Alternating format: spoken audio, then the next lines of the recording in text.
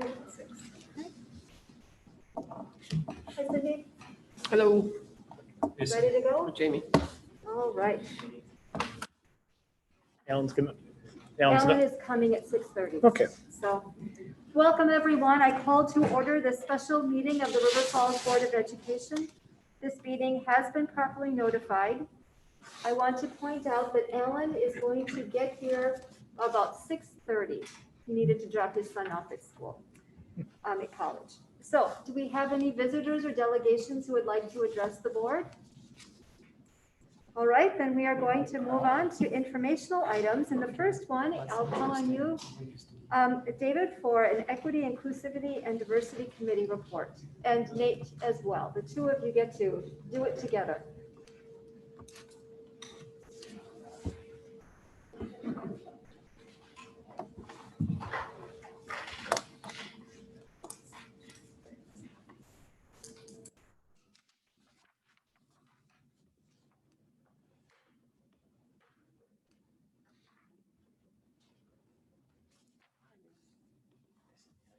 I'm great. How are you?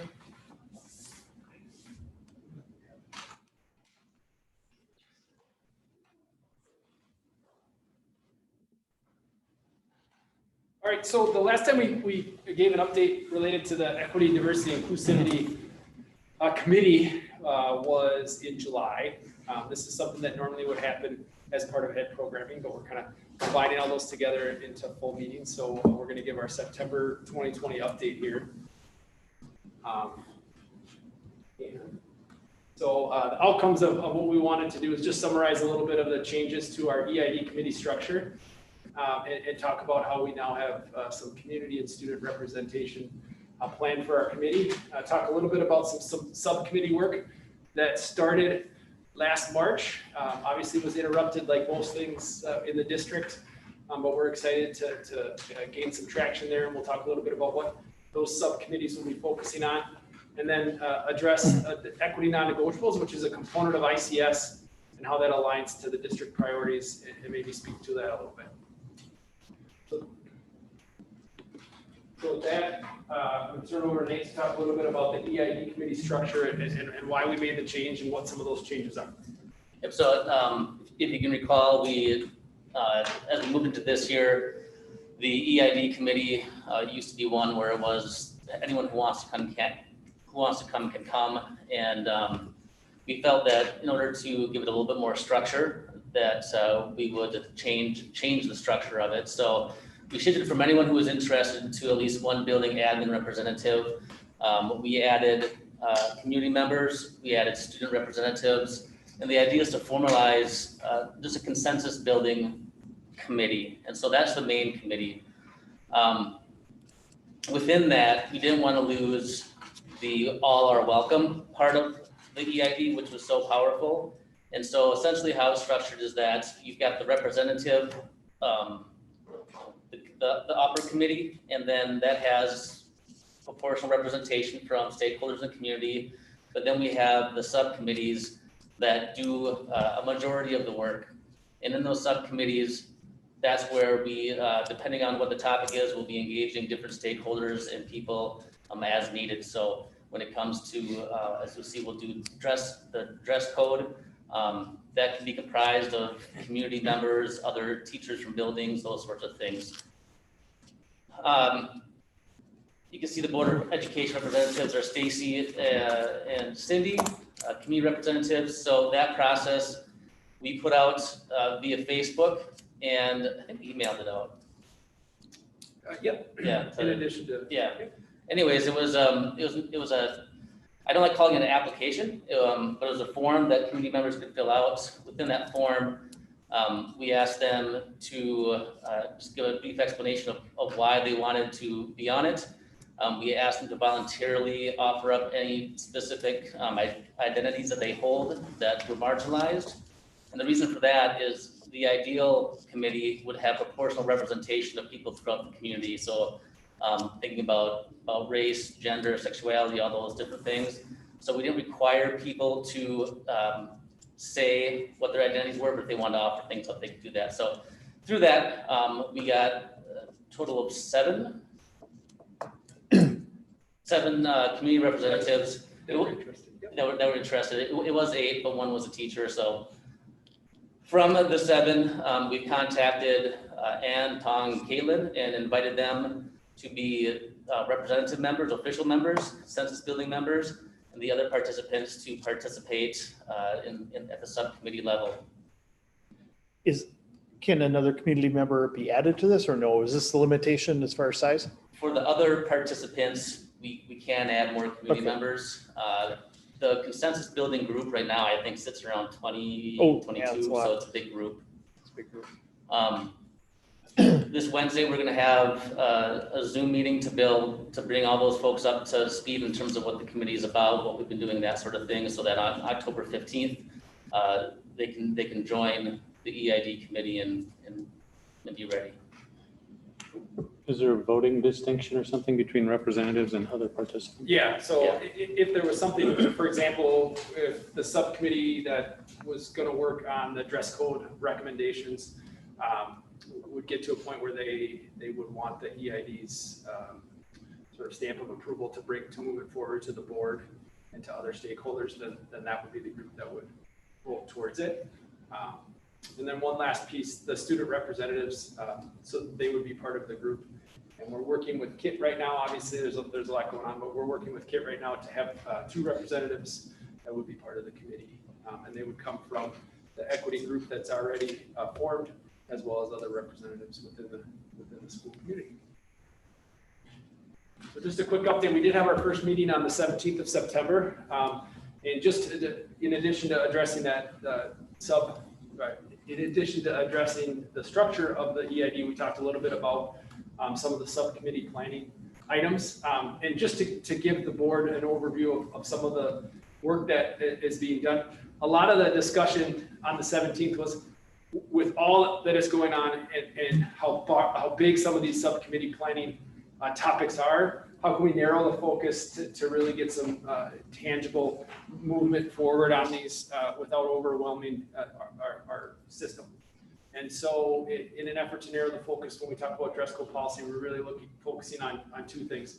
Creating a revised policy and student handbook recommendations that are inclusive, objective, that don't single out specific student groups and can be consistently enforced.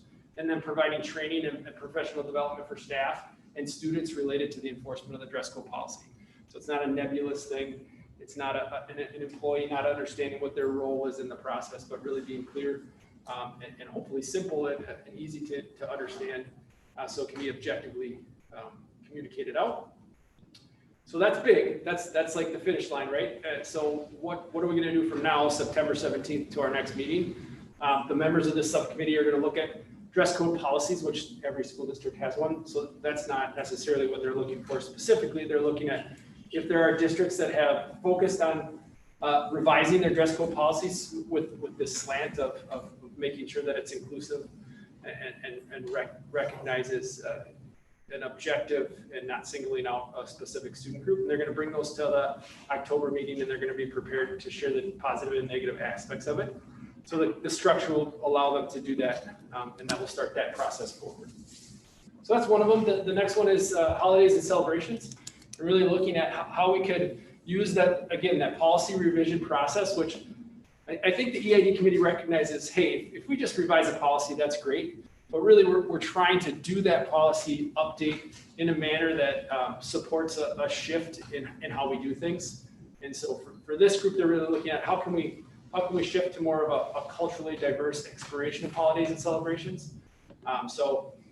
Really finding resources to share with teachers and building leaders to address inclusive strategies for addressing how we do classroom and school traditions. Again, if we don't build an understanding with the practitioners who develop this, which is our building leaders and our teachers, of why a policy change is in place, it's not going to be very effective.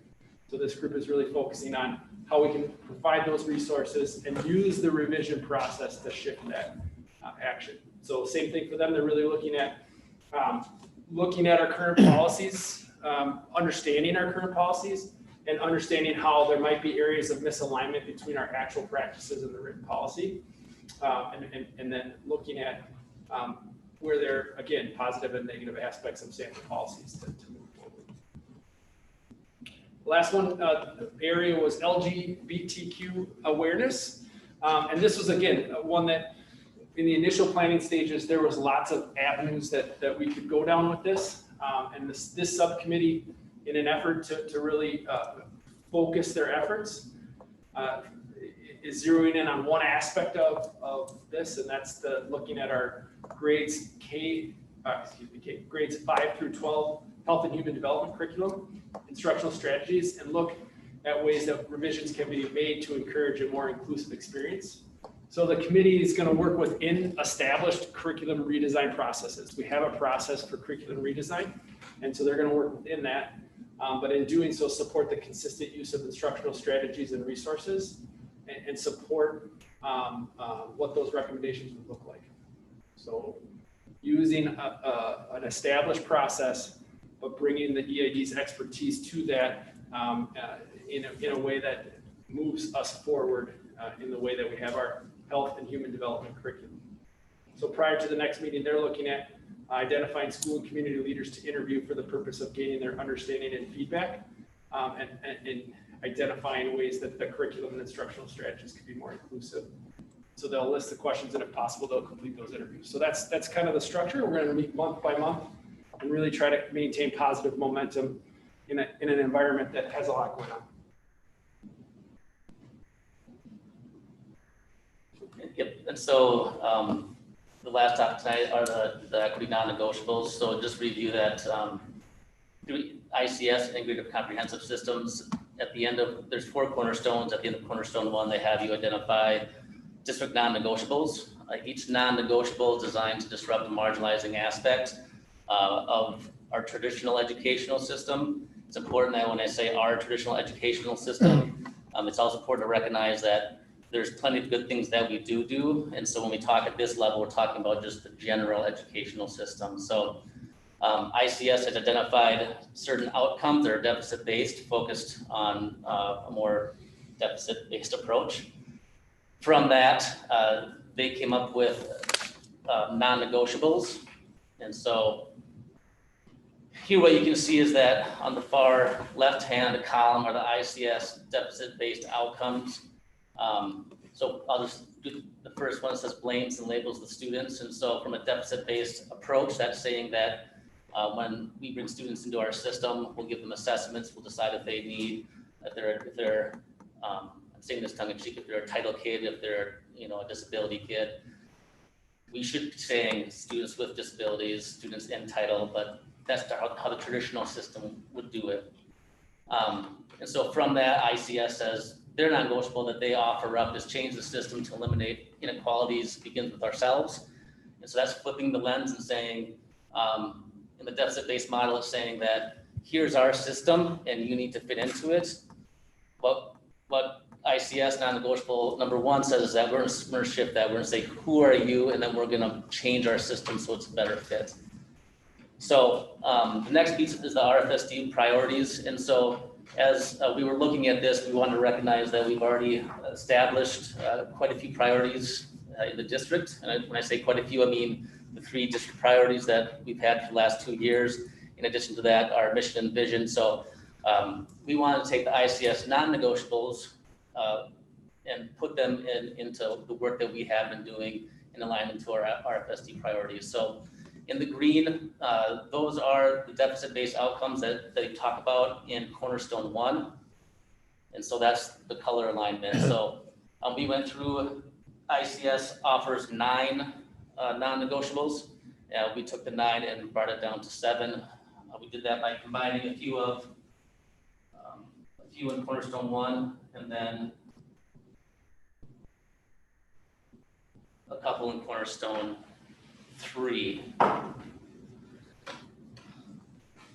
So our goal this year is to come back to you monthly and tackle one of these at a time and better explain what the deficit is, how you shift the deficit-based approach, and then eventually we'd like to adopt those because the non-negotiables are really our checks and balance for how we make policies, procedures, how we develop curriculum, and all those things. We want to have those established so we can move forward in an equitable way.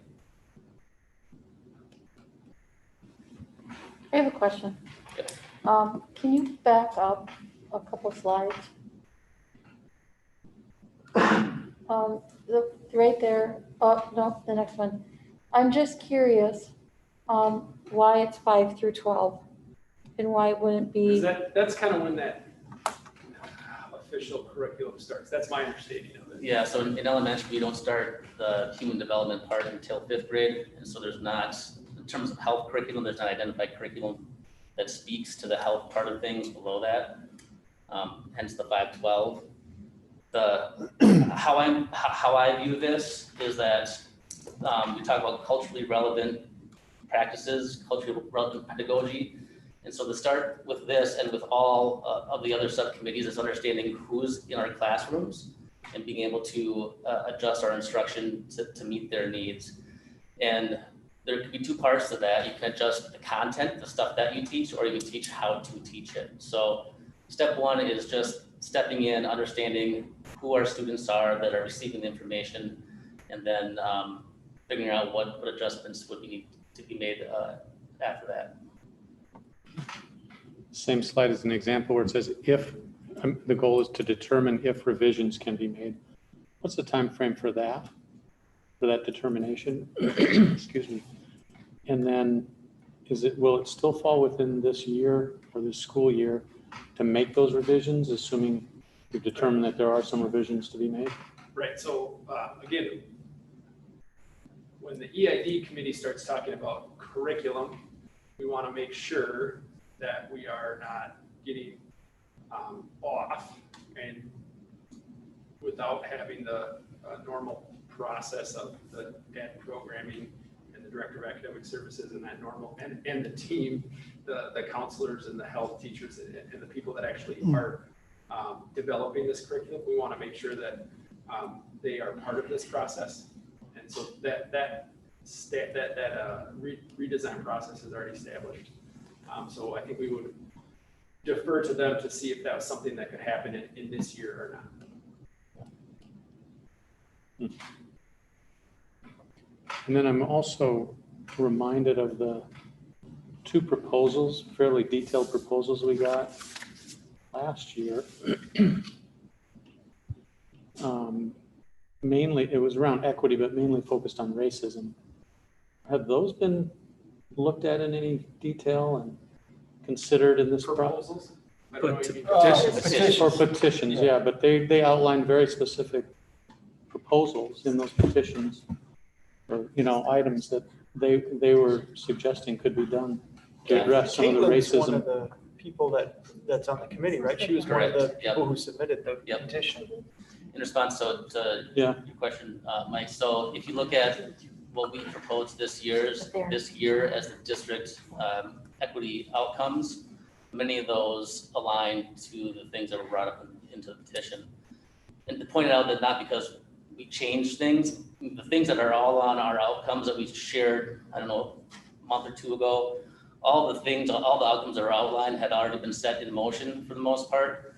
And those are highly aligned to what was in the petition. Great. So here's to those last two questions, couple of things that are in motion right now. I know that at the high school level, there's conversation taking place within their departmental teams to discuss some potential curriculum revisions related to social justice, equity. What does that look like? How would we potentially change our curriculum? What would be, as Nate said, part of it is curriculum and part of it is the instruction. And so some of the work is ongoing, and that might become a little bit messy by the fact that here we're hearing the process that we're going to follow with this group to make sure that we're advancing our curriculum and making some of the revisions. Meanwhile, back at the ranch, there's teams over here in this building that are already meeting and having some of those conversations, which I think is fine. I think it's healthy. I think it's good. I think it's okay. But I think it illustrates an example where it might also sometimes, I don't know if messy is the right word, but people are anxious to try to move and change and revise and do so responsibly. Some of the issues that we think need to be addressed in our classrooms. There's this particular momentum going on in our nation right now around social justice issues in general. And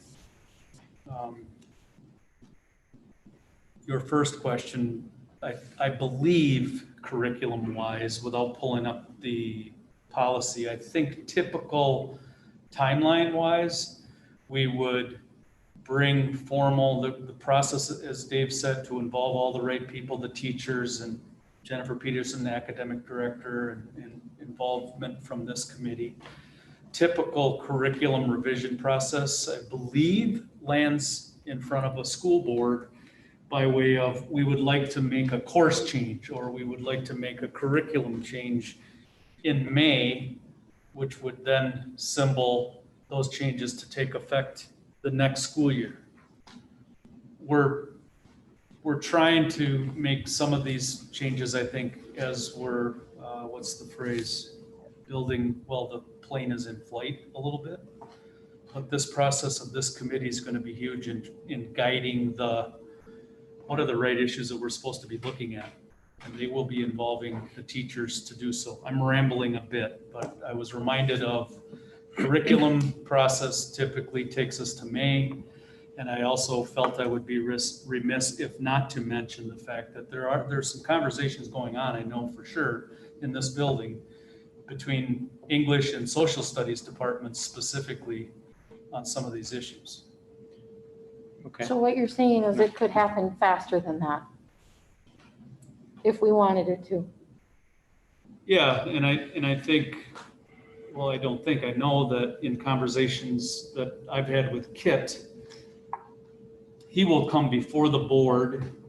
Typically, it would be in front of the Ed Program Committee, but in this day and age, we join as a whole group, and he'll do a better job than I am of describing what his two departments between English and social studies, what kind of conversations are going on, what are the things that they're looking at with curricular improvements, and then they will turn to you and say, are we on the right path? Do you have any suggestions for us? Do you have some things that you think need to be considered along the way? And at the same time, the right hand, this committee process, needs to know what the left hand is doing as well. So we'll get all the right people at the table. I just wanted to mention those two things.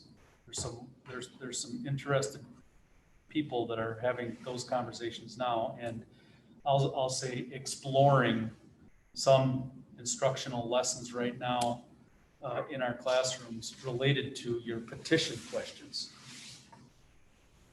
Yeah, and I recognize my question was kind of general, so I'll commit. I still have those on my desk at home. I'll commit to going back and looking at those and maybe following up in a more specific way.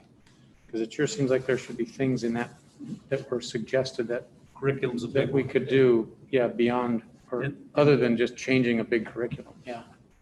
I think part of it too, just another dynamic to throw in there is that as building administrators and instructional coaches, when we use things like the Danielson model to help teachers grow from proficient to advanced, there are many things that we ask teachers to do in terms of like domain one, we talked about relationships, understanding a student's culture, Yeah. and then bringing that into the classroom. In domain 3, I think it is, and there's stuff about students helping co-create learning outcomes and assessments, and that being a collaborative process, and all those things in terms of what the petition was talking about with these culturally relevant practices and engaging the student.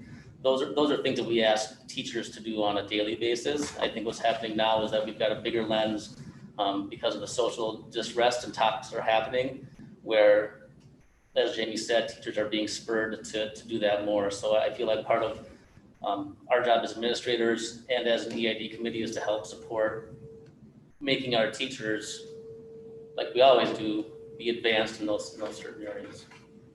To me, I guess just my view of some of this is, the curriculum piece of it is probably, takes a little bit longer to get Yeah. that ball rolling, but, when something like 9/11 happens, there's kind of a pivot on the immediate curriculum and that becomes kind of a focus point. I guess I would view this more as like somebody staying relevant and pivoting to keep up with some of the current events and what's going on, even if it's not a formal curriculum change. There might be, like Jamie's talking about, groups of teachers, that even if the curriculum change takes a while to put through to make sure that it gets vetted the right way, you could still take on some of those things as long as everyone's aware that it would be happening. Yeah. It's just kind of a current events type of thing more so. One thing I would clarify is I don't think we as the EID committee thought that we would have the sole, actions that would respond to the petition or respond to how we would address what's going on. I think it's bigger than just the EID committee. And that's what Jamie's speaking to. And that's a little bit what you're speaking to, is there's actions that are taking place within this district beyond the EID committee, aligned to those priorities, which we'll address. Yeah, and I didn't mean to put that all on the No, committee, that's because okay. that thing was certainly presented to the board too. Yep. It's not just the committee's Yep. thing, yeah. I think it's important for us to recognize that that's actually a really good sign, and it's a sign of vitality, that it's not one committee that's needing to pull the rest of the district, that we have people who are doing this work already. And I think that is going to help to spur on the EID committee to be doing even more. But it also means then the EID committee already has support within the schools and with what's happening for their work, which is really, I think it's really a significant component for us to think about. Jamie addressed my question, so.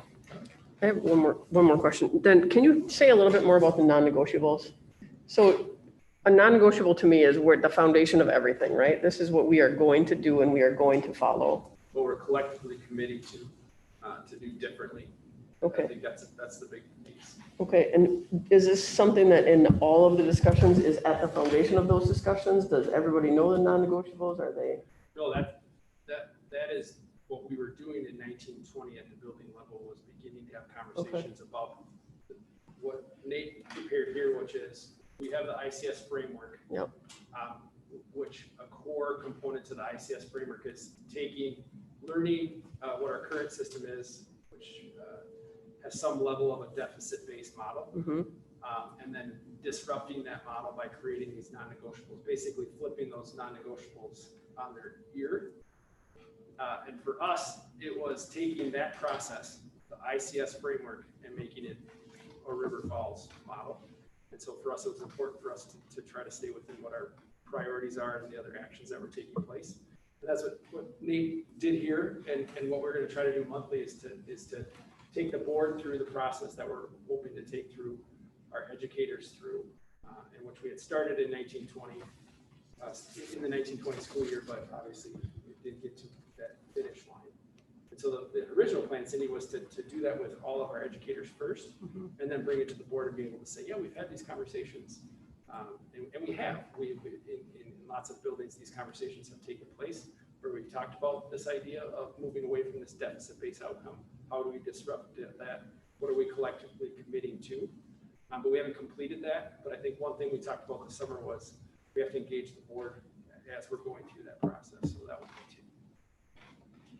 So the power of the non-negotiables, just a quick example would be that, and I've heard these conversations, I'll say within the last year, where we talk about a student performing in a certain way, and we go to all of the things that, well, of course, they're not succeeding because of this, and this. This is a strong part of a mission, vision, belief, part of a learning community where it allows us to say, that's a deficit-based approach. In fact, I was able to use those words. I said, what we're talking about now is a very deficit-based approach. We're saying that we're blaming the students and their culture and their situation as a reason for them not succeeding instead of looking at ourselves.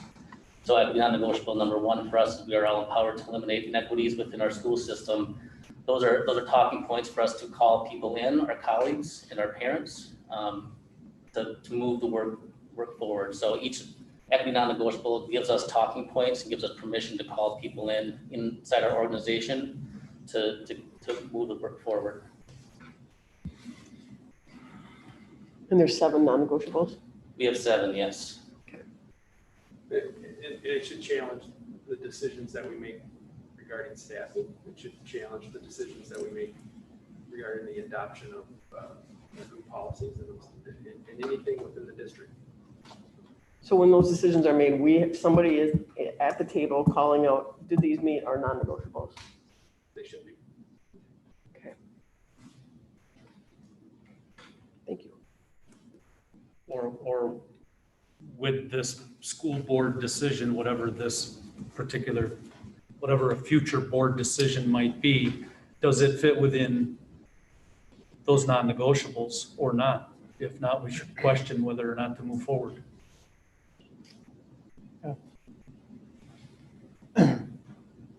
That makes sense. It would be helpful for me to have a note card, what the non-negotiables are, so I know what questions to ask. I even realize that's not everything, but that would be, I don't know what, It's not a note card, but we can make one, but no, that's okay. I'll be okay. this would meet that need. Okay, perfect. Thank you. So the other pieces, we're committed to these conversations with the board on a monthly basis. So this was the first of that, and then we will continue that. Okay, what would be either the normal board meeting or at programming, whatever the board thinks is the best.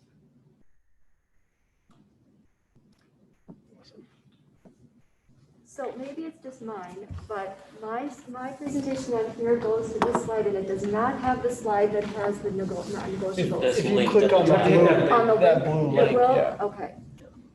Thank you, I did not realize that.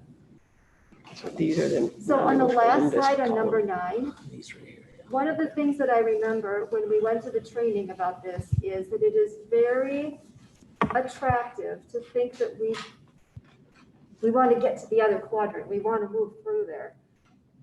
So I recognize in that in myself, and I know that we have to build on everything, but do we have a general sense of how our schools are moving through so that we really can be getting to the next quadrant? Yeah. Is that something that we can receive so that we know that we're on track, recognizing that last year was complicated and this year is still complicated? Yeah, so in terms of Cornerstone number 1 right now, Dave and I are meeting with all building leadership teams to talk about where they're at in the process. So I've already met with Greenwood, I meet with Westside on Friday, and just to get a sense of where they are at with Cornerstone 1, and then develop kind of a school-based, personalized pathway forward to complete Cornerstone 1. And to mention that we are actually in Cornerstone 2 also. So whenever we talk about collaboration time, professional learning communities, who's collaborating, what they're collaborating about, those are all things that fall within Cornerstone 2. So we are starting to move. We were already there, but now that we have the lens of Cornerstone 1, we're being more intentional with our collaboration times. We just want to be moving through relatively consistently. Yep, and I would say that we are. Nate doesn't mind me sharing that, we went through his and looked at his data. There was a survey that the teachers filled out in terms of their understanding of different outcomes of Cornerstone 1. And we had identified asset versus deficit-based thinking, needing something to have a little bit more. So other than that, his school is pretty solid on those other components.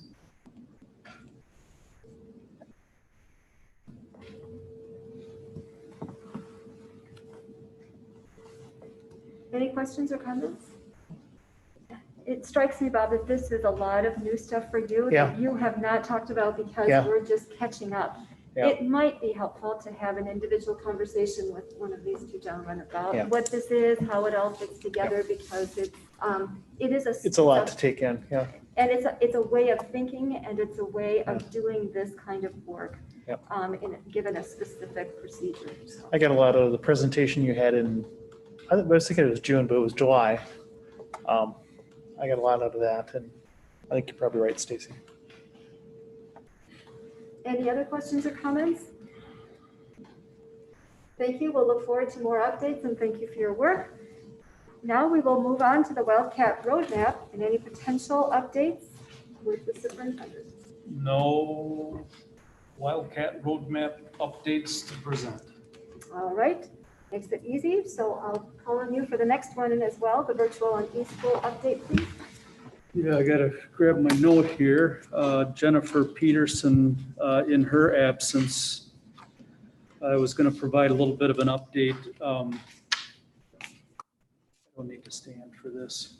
I had forwarded Jennifer's document to the board, and I'm sorry that I didn't send it until later this afternoon, but you can look at it at your leisure, and I was just gonna go through her memo and identify a couple of things. Aaron, she did embed it. Did you put it in here? Yeah, I think it's in there. It's in our- Very good.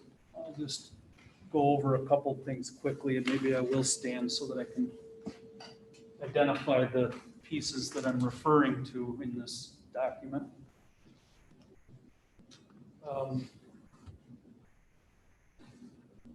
As you know, we've got 360 kids in a brand new school this year, our virtual e-school. So we had a good meeting here a week ago, and we had talked about some concerns, some areas that we knew that we needed to improve upon. And the board had asked that let's keep this on our radar screen. We, the board, would like to hear regular updates, what kind of progress is being made and how is it going. I'll start by saying we're making progress, and there's more progress that has yet to be made, but to go through some specific things to identify that are signs of improvement, I would point out, I'll just go down number 1A, due to the high volume of usage over the local, state, and nation with Odysseyware due to COVID, due to their increase as a company in their business, they're having some problems that are affecting us in that the system sometimes gets log jammed, it's get frozen. That's frustrating if you're one of our 360 students that are at home trying to engage in the learning. We're working on that. We're working with the company. We believe they're becoming more responsive and things are going to get better, but some of that is a little bit out of our control. It isn't the infrastructure of technology that we have a problem with, it's a problem on their end. Jennifer's notes reflect that, again, we remain in communication with the company on that, and we'll look forward to more progress with that. Second problem, 1B, is that you heard that sometimes the program was actually showing the students some answers. That part was taken care of without getting into the nitty-gritty about what was the cause of that. That problem has been resolved. C talks about there was some additional issues, at least in the first couple of days. Part of that was our bad, part of it was the company's bad. We have used the Odysseyware program in this district for several years, and we were still under the old format, if you will, of it was only allowing our 25 licenses that we had previously owned to be used. So if there was more than 25 kiddos trying to get into the system at a time, it wasn't working because we maxed out. That problem has been fixed. D, communication with parents. Jennifer's been working on weekly updates. She gave an example of one of her updates there at the bottom of page 1. Talked about students that occasionally had gotten bumped out. Wanted to clarify with parents that the students would not be penalized if that happened to them. If there were intermittent times where some of these problems were causing the kiddos to get bumped out, it certainly wasn't going to affect their grade and so on. And again, that we've been communicating in that memo. She was letting parents know that we're working on these issues. Second page, there's also a link that we now have for parents to be able to go directly into, or age appropriately students. If you're running into a technology problem, click on the link, fill out the sheet, and we're trying to streamline our process for listening to concerns and resolving those concerns through that new request process. Number 2, kiddos were getting timed out. Some of that has to do with if a student is at their computer working on Odysseyware and they do decide to go grab a glass of milk and they pet the dog and they get distracted for a while. After so long of not engaging with the system, it does time you out. And so we have to make sure that students and parents are aware of that timeout sequence. And if there is a problem with that, teachers are reassigning whatever project that was, whatever assignment, if you will, that the student was working on. They don't have to go back and completely start over. They're able to obtain the work that they've already done, and they just have to pick up from where they left off, is essentially what Jennifer's saying here. But again, due to inactivity, that's part of B. There's some writing of components in C. They're trying to find a workaround there. They think it's working well for students. It takes a while for students to get used to it, but the more efficient way is to, if you have a writing assignment, to go into Google Docs and type up your writing assignment, and then you can cut and paste it and put it back into the writing component of the Odysseyware program. 3 talks about parental concerns, student concerns, and so on, the lack of synchronous instruction. There's a couple of notables here, one of which is to call a spade and to be very transparent and honest, that when we have a teacher that is teaching, in some cases, more than one grade level, and in some cases, more than one subject area, it's a challenge for them to provide synchronous, live, face-to-face instruction at all times in all places for all students. It's just not going to happen. That's why we have an Odysseyware program, and that's why we have an Edgenuity program. It's not the only reason why, but that's one reason why, is from a curriculum delivery standpoint.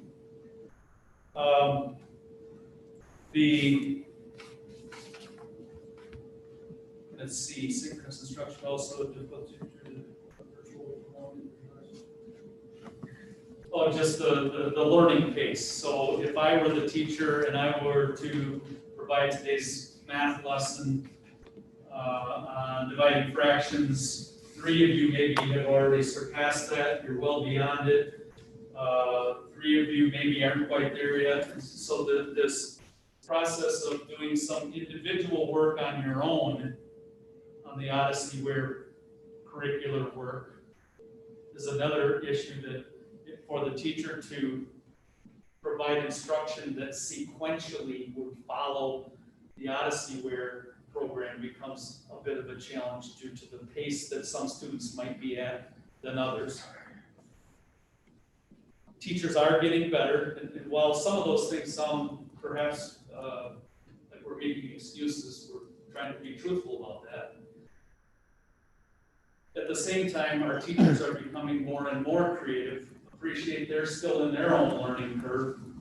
This isn't the job that they've had in the past, so admittedly, we're all in this together learning.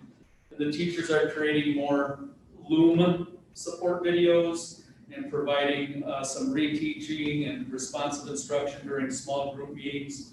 And we think we're getting better at that. They continue to have morning meetings, TAs, focus meetings, including, she mentions in E, she mentions the principal, counselor, and psychs, and so on are becoming more involved in that.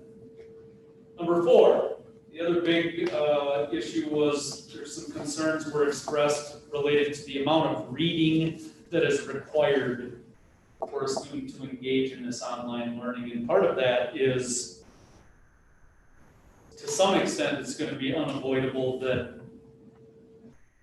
short of being in the classroom, where oftentimes there is more direct instruction, more ongoing dialogue in a 24/7 kind of model, that is not where we are at with our virtual e-school.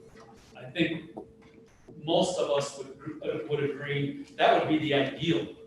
If every student had a teacher at home for, maybe not 24/7, October 7th, but for whatever time period we all agreed to be appropriate, that would be, at least in my view, better than any piece of software, any piece of Odysseyware, anything. To be taught by a regular teacher, face-to-face, live, synchronously, would be the ideal. This particular setup, this model of virtual e-school doesn't allow for that, and in exchange, there's more reading that is required as you at times have to be a self-taught, self-learner. You have to read not just instructions, you have to read the lesson itself, as well as complete the project or the assignment or whatever. There is more reading in this kind of a learning modality. There's apparently, there is a read aloud component. I know somebody had referenced, it sounds so robotic. We're never gonna have the wonderful voice that the superintendent has when he speaks. But there are apparently some choices. I haven't personally gone through the choices. There are some selected options for different voice tones and so on that can be used. So maybe we can help people to identify more of those options and become a little more comfortable with it. But again, those are some of the things that will make it as good as we can, but it's not the same as being taught live by a teacher. That is for sure. Last two things real quick. Another improvement that we've made beginning this week, there will be academic tutoring. So we have found some additional staff, some additional university students, and we're teaching, we're assisting. So if I were one of the teachers in this virtual e-school, you maybe wouldn't want me attempting to teach you a certain subject area because it's not my wheelhouse. Wouldn't be very good at it. Notice that I'm not going to name one subject that would be on purpose. But point being, some of these academic tutors are filling gaps where, in some cases, a virtual e-school teacher that we have may not feel like it's in their wheelhouse to teach the high school senior physics class, and so on. And so we're working on that. We're trying to backfill and get some support people and some academic tutors. We have academic tutors for Algebra 1, Algebra 2, and Geometry. We have academic tutors for 4th and 5th grade math. We're working on some other, I believe French is another, would be a challenge for me. If I were the virtual e-school teacher to teach high school student French, we wouldn't get beyond we. And so we're working on those, advancing some more tutorial kind of support. 1 hour sessions, after school hours between 4 and 5, or between 5 and 6. And then lastly, I'll just mention that our virtual e-school staff also continues to receive training on the Edgenuity and Odysseyware software, all of the components, understanding and being able to tweak, okay, what's reasonable here? So if this system has 37 options that I as a teacher could utilize with a student, from teaching to parent communication to so on, how can we streamline this and not have it be so complex that we're so busy learning how to use the system that we're not doing the real learning of the academics. And so our teachers have been going through some training as recent as this last week, and I forget the day, I think Jennifer mentioned there's another training coming up. So game summary is we're working on some of the glitches. We're admitting there are some glitches, and I did my best to kind of give a quick overview of what we're doing in response to some of these areas that we know we need to improve on. Thank you, Todd. I'm not really asking a question of anyone specifically, I mean, maybe for Jennifer, but just something to consider, something that was on my mind is I sensed, whether the teachers said it or they all seemed pretty cheery about their presentation, but I sensed that there was a lot of burden placed on them, and I don't know what it would look like. I guess I'd like us to just maybe be aware about if there's additional support needed, beyond things like tutoring, or if the burden of it becomes so much to keep up with. I'd rather know about that than just find out that somebody was drowning in it a month or two down the road, I guess is the only thing I would say. Jennifer and I meet tomorrow. Okay. Review where we're at from a staff standpoint. To talk about potential adjustments and we're up to date on what those adjustments. Okay. To Todd's point, it sounds like grading is a phenomenal, there's a huge backlog for these teachers. Yep, I know that the admin liaisons and Jennifer talked a little bit about strategies beyond decreasing the ratio of students to teachers, other strategies that we can use to streamline that assessment. So the reminder, when Dave used the word liaison, the reminder is organizational chart, visualize Jennifer Peterson at the top of the organizational chart. Underneath her, Nathan Wells, K-5 admin liaison to the virtual eSchool. Brian Buck, virtual liaison, grades 6, 8. Lisa Goyle, virtual liaison, grades 9, 12. And so we're trying to structure it in a way that helps. Who do I contact? Who should I talk to about this? Where can I get tech support? Who should I contact, and so on. And so in some other meetings, as Dave just mentioned, to try to identify. So for example, there's caseload concerns. When teachers are feeling overwhelmed in this, it's going to be driven by one of two things, and probably both. One is the sheer number of students that they're asked to work with, and two is learning this whole new way of being a teacher, just in general, regardless of the number of students. And so they're all nobody was forced into, we didn't say you must, you will, you have to, you're gonna do this, whether you like it or not. We've had amazing success with our highly professional teachers that are stepping up and saying, I'll do that. And so you're right, though, we got to make sure we're giving them the right amount of support. You're right, Bob, what can we do to help with the correcting? What are some things with the technology that we can improve upon? There are things that we continue to work on. 360 plus kids is a lot of kids.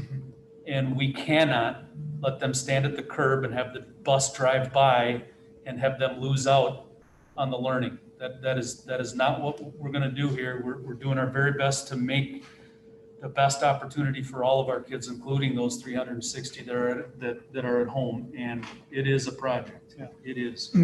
I do have a question about the correcting though. How does it compare for a virtual school teacher to a regular school teacher on how many hours they are correcting in a day? Because there's going to be a certain amount that you're going to do. So I know that it's kind of apples and oranges, but that does matter too. It's super unscientific. I just looked at somebody I know who happens to be in high school and how many assessments that person had so far this year. So looking at a grade book, how many assessments a student that he happens to know has had so far. Just how many in 4 blocks that he has, right? And so then I take that and I multiply that out by, to try to gauge face to face and how many summative and how many formative assessments are taking place. And you draw that out. What I would say unscientifically is the grading load is higher in our virtual school than it is for our regular teachers. Not that our regular teachers have kind of low because they have a lot, but then the other piece of the puzzle is the level of unfamiliarity with what the assessment is about. I'm happy to dig into that. So honestly, we're super supportive of that. It has support to do that, and our teachers are finding innovative ways to leverage. Is it the timeliness too? The max, just the number of correction points a day. Would it be the timeliness too? Because if you don't get something corrected on the distance learning, they can't move on until it's corrected, correct? Yep, and so then our, and through that last week with the teachers, they don't want that, they don't want to be the roadblock for learning, so then they're placing a high priority, making sure that those assessments can be good. Yeah, because, so I'm in the same building as the virtual folks, so I've kind of had a side seat and I'm the liaison. And so my observations have been this, is that obviously where and Edgenuity are resources, okay? And when we, as a district, adopt resources, for example, at the elementary level, when we did benchmark assessment advanced, we had a long period of time to look at it. We had teachers looking at it, and it was familiar to them. So the way that they were instructing with Lead 21 wasn't a lot different than benchmark assessment advanced. Okay. Even when they had all that, when we adopted the benchmark assessment advanced, there was a period of time when all the elementary teachers used it to fidelity. And through that process, we heard from the teachers what was working, what wasn't working. If you adjust the pacing calendar eventually. And so what I see happening now with the e-school, the virtual school is kind of the same thing. In addition to the learning the resource, there's, like Sergeant said, there's the instructional part of it. And so I know that on the 23rd, during our in-service, teachers were having, at least at the elementary level, were having conversations about what is there in ICWare that we can't cut out? And then the question is to ask the ICWare folks, how do you even get that out of the kids don't see it? So that's a big part of it. So teachers are having conversations about things they can take off of grading, spelling tests in elementary schools in the traditional way. So they're already looking at ways of things that they can cut out, but sometimes that takes time to get back from the company. So my interpretation is that if we continue doing the work that we're doing, keep on examining and looking at obviously where Edgenuity as a resource like we do with all of our other elementary tools, we'll get it to work for us. But you got those things working against you. It's the technology piece. If you need to make an adjustment to it, it's not just simply jumping over to the next chapter. It's talking to the company, figure out how to make it happen on the student end and that sort of thing. So the same process for me is I've seen playing out as I've seen before play out in face-to-face. It's just taking a lot longer. But I do feel the teachers are being heard. I do feel that they are now in the process of making the adjustments to reduce the amount of grading they have to do and figuring out the workarounds within the software. Alan. You know, I just, contextually, I guess I want to think about this. You know, last week we had a really good presentation, and I really appreciated those teachers taking time, because they're so busy, to spend some time with us, bringing us up to speed and putting together a presentation. And I think we're all aware at this point now, better aware of the workload. It's significant for those teachers and administrators. So I've been thinking since then, if we as a district had consciously decided to start a K through 12 virtual school, we would have taken a year or 2 years. There would have been budget considerations. We would have had families involved, we would have teacher input. And in the end, to serve 10% of our students, my guess is as a district, we probably would have decided we can't afford this. This isn't worth it. We are prepared to do it. We won't do it. Okay. We would have put a lot of thought and all that into it. However, because of the pandemic, we were asked to turn on a dime, and in 5 months, we've put together a virtual school that does all of those things I just mentioned. We found money, we found staffing, we've adapted a curriculum. We're trying to do all this, basically like so many other things, putting on our windshield wipers while we're driving down the highway in the rain. And I think as much as we've got issues and problems and we've heard about it, we're way ahead of where we should have expected we could be in 5 months. Put together a virtual school. So I guess I want to give kudos to that. On the other hand, we want to make sure that nobody's still left on the curb and that everybody's getting attention. But we also want to be careful that this doesn't become so burdensome that we're tipping so many resources to 10% of our students that we're also shorting 90% of our students who also have online needs and other kinds of things, et cetera. And I know you guys are dealing with that, and I appreciate the fact that you're balancing that. But it's important for us to keep in mind that right now, this is a pretty small percent of our students, but we've been able to do an awful lot to get this in place. It's still not perfect, and probably would take us a year or two to really put this in the way we would want it, so. Just two really quick things I know we got a lot on, but one, the 5 months, I think it's probably a more compressed timeline of when we really came to the development of it. Yeah, it's true. I think once we're 5 months in, that product is gonna be better than it is now. And then the other thing I'd say, the tricky piece is if you were pre-pandemic, we would be finding for someone who, families and students who had a desire to learn in this manner, and that is a percentage of the kids, but there's also a percentage of the kids that have a desire to learn based in a traditional sense in a school. They just, for things that are out of their control, they can't.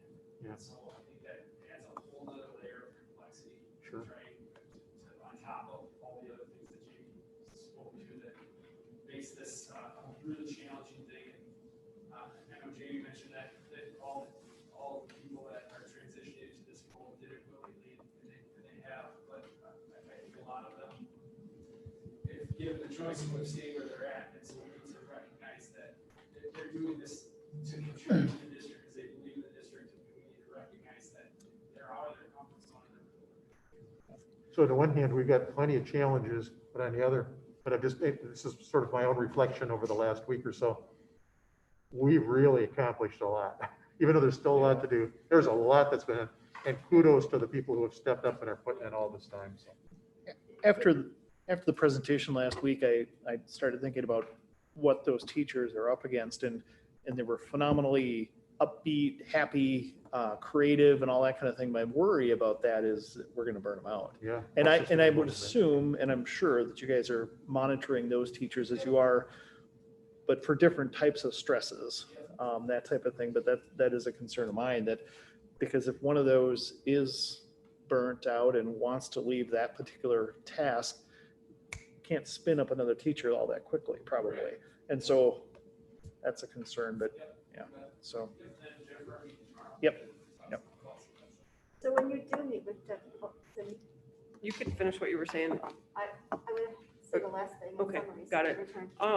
How, do we have data on our retention in the e-school? Is it, are students, the families that joined it at the beginning, are they staying with it? Jennifer can speak to that. She's not here. Her and Tara would probably have a meeting for here or something for next week. Well, I would be curious to know what our retention looks like. And have we had families that have gotten into it, figured out this just does not work for our family or our student? And have we created the space for them to get back into face-to-face? Or are those families stuck right now? Does anybody know? We've had some, I've had one request, we are waiting until the trimester, which is Thanksgiving. We received. So I had some conversation with Jennifer about that issue last week. And she was saying, there are two reasons. I mean, a family can make a change, but it needs to be at the end of the term. And it's for two primary reasons. First of all, the integrity of the curriculum in terms of how it works. You don't just jump back and forth. Secondly, to make sure that staffing matches student needs. So those are things that need to be changed. But what she told me last week was there were 5 families that indicated at a semester or a term break, because of course we have different semesters or trimesters, that would want to make a change. So that was the information I received last Thursday. Okay. And is Jennifer the person they talk to? Say they have a situation where it just can't work for their family, right? To those families, Thanksgiving feels like a decade away. So right now we have no avenue for them to make a change. Is that what I'm hearing, or is that? Yeah, I would say right now, this evening, your statement is correct. I would agree that when I talked with Jennifer last week, I think the number was 5 requests coming from parents who are saying, this isn't working, this at-home thing isn't working for us. And apparently I now, as a parent, have become a little more comfortable with COVID, or when I weigh this all out, can I get my kiddo back in? And our respectful, polite answer is not yet. When we rolled this out, I remember the superintendent foolishly standing right over there in the middle of that floor one evening, indicating out loud to 1,000 or so that were online, listening to me put my foot in my mouth, saying that one thing we can't do is allow you to check in and out like it's the Motel 6, quote unquote. And fortunately, I apologized for that silly comment later in the same meeting. But most importantly, we talked at that meeting with the board present about the reason we can't, the reason we don't believe, the reason we didn't believe at the time that it would be wise for us to just let people come in and out of that environment is the mayhem that it could create. Secondly, in addition to mayhem, meaning a mayhem that's not good for the student who, as Stacy mentioned, they have a sequence of some kind that they're working on in their virtual program, and then they're gonna say, that's not working, and I'll go back and try the classroom. And now we've made decisions with 14 of our staff members that used to be in classrooms who are now dedicated to the virtual program. So we've made decisions on our class sizes. When we pulled some teachers out of the regular classrooms and they agreed to step up and do this virtual program, we can't now flood. We can't have a ton of people coming back into our classrooms, or else we're gonna have to go back on, now we gotta shuffle the coconuts around the table again and decide how we're gonna do, where am I needed as a teacher? In the virtual or in the classroom? So there's a little bit of staffing levels, student to teacher staffing levels that has a concern right now. I think that would be a weak argument for me to say if it's really only 5 kids, if that's all it is today, that would be a weak argument. I think that we need to remain open to the possibility of discussing this some more. I would like to discuss it with our administrative team and get some input from them as to how they would see, for example, these 5 students affecting the classrooms if we were to allow those 5 to come back. Is it 5 families or 5 Five students? families. So we don't know how many kids. Do we want to speculate what, is that a good idea based on these other things I mentioned? Will it then turn into 15 or 50? And I'm just pointing out one of the big issues there that makes me nervous is we've dedicated staff. We pulled them out of the classroom. And now we're going to bring more kids back with fewer staff. And so what will that look like and what would that create? So there's a lot of things to consider. It's not just as easy as, yeah, sure, you can come back. I think we have to be kind of systematic in our thinking, and we have to predict and think ahead. How will we deal with the next 5 or the next 10? One option might be to say, okay, the window's open right now. We will allow X number back into the classrooms at this grade level and this grade level and this grade level, but that's it. And then we would need the board to support us on that approach. But we can't just, we cannot just let this be, you can come and go whenever you feel like it. Right. That's not a good plan. No, I agree with that. I agree with that completely, and I understand the complexity of it. I worry about the families that are really truly stuck, whether it's an appeal process or something like that. I would hate for a family to be in a situation where they had to give up on educating their kid until Thanksgiving.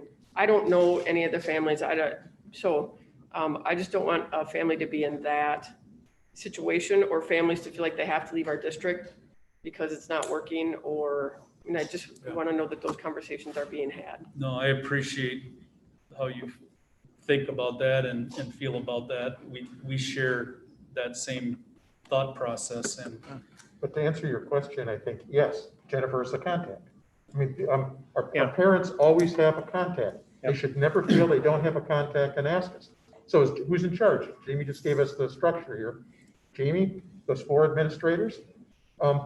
Every one of those families has a connection with one of those administrators through their school. Either it's elementary, middle school, high school, or the person who oversees it. And Jennifer is talking to them. I know because I've had some contact with Jennifer. So, and if that's not working, then I think we need to hear about it.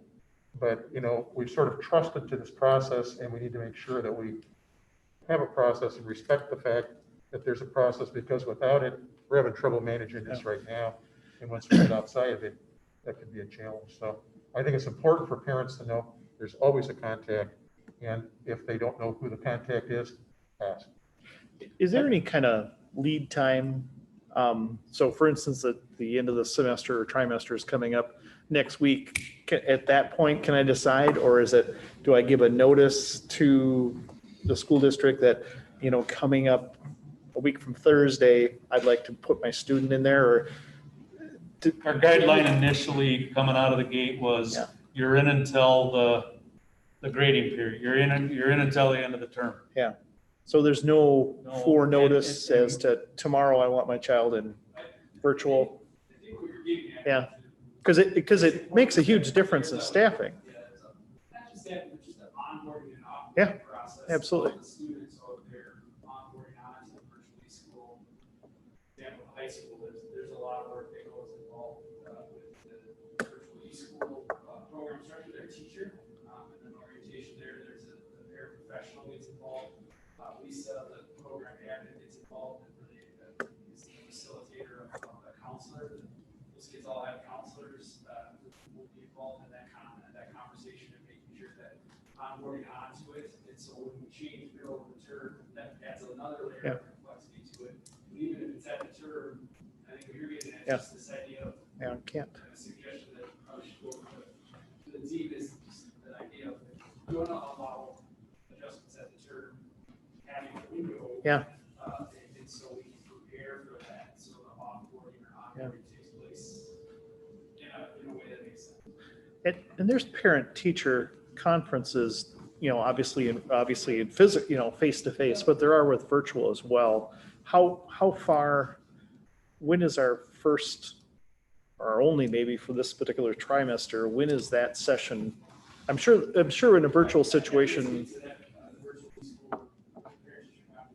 believe it's lined up the same as the face-to-face. I can say that on what I've seen is I've seen that parents will reach out to Jennifer or Yep. myself at elementary level and to the teacher and to leave us with questions and all sorts of things. Yeah. For families that it's not working, I made 2 calls today to those families to figure out their situations, to help out. So Yeah. those things, we're helping out those families trying to meet their needs. Yeah.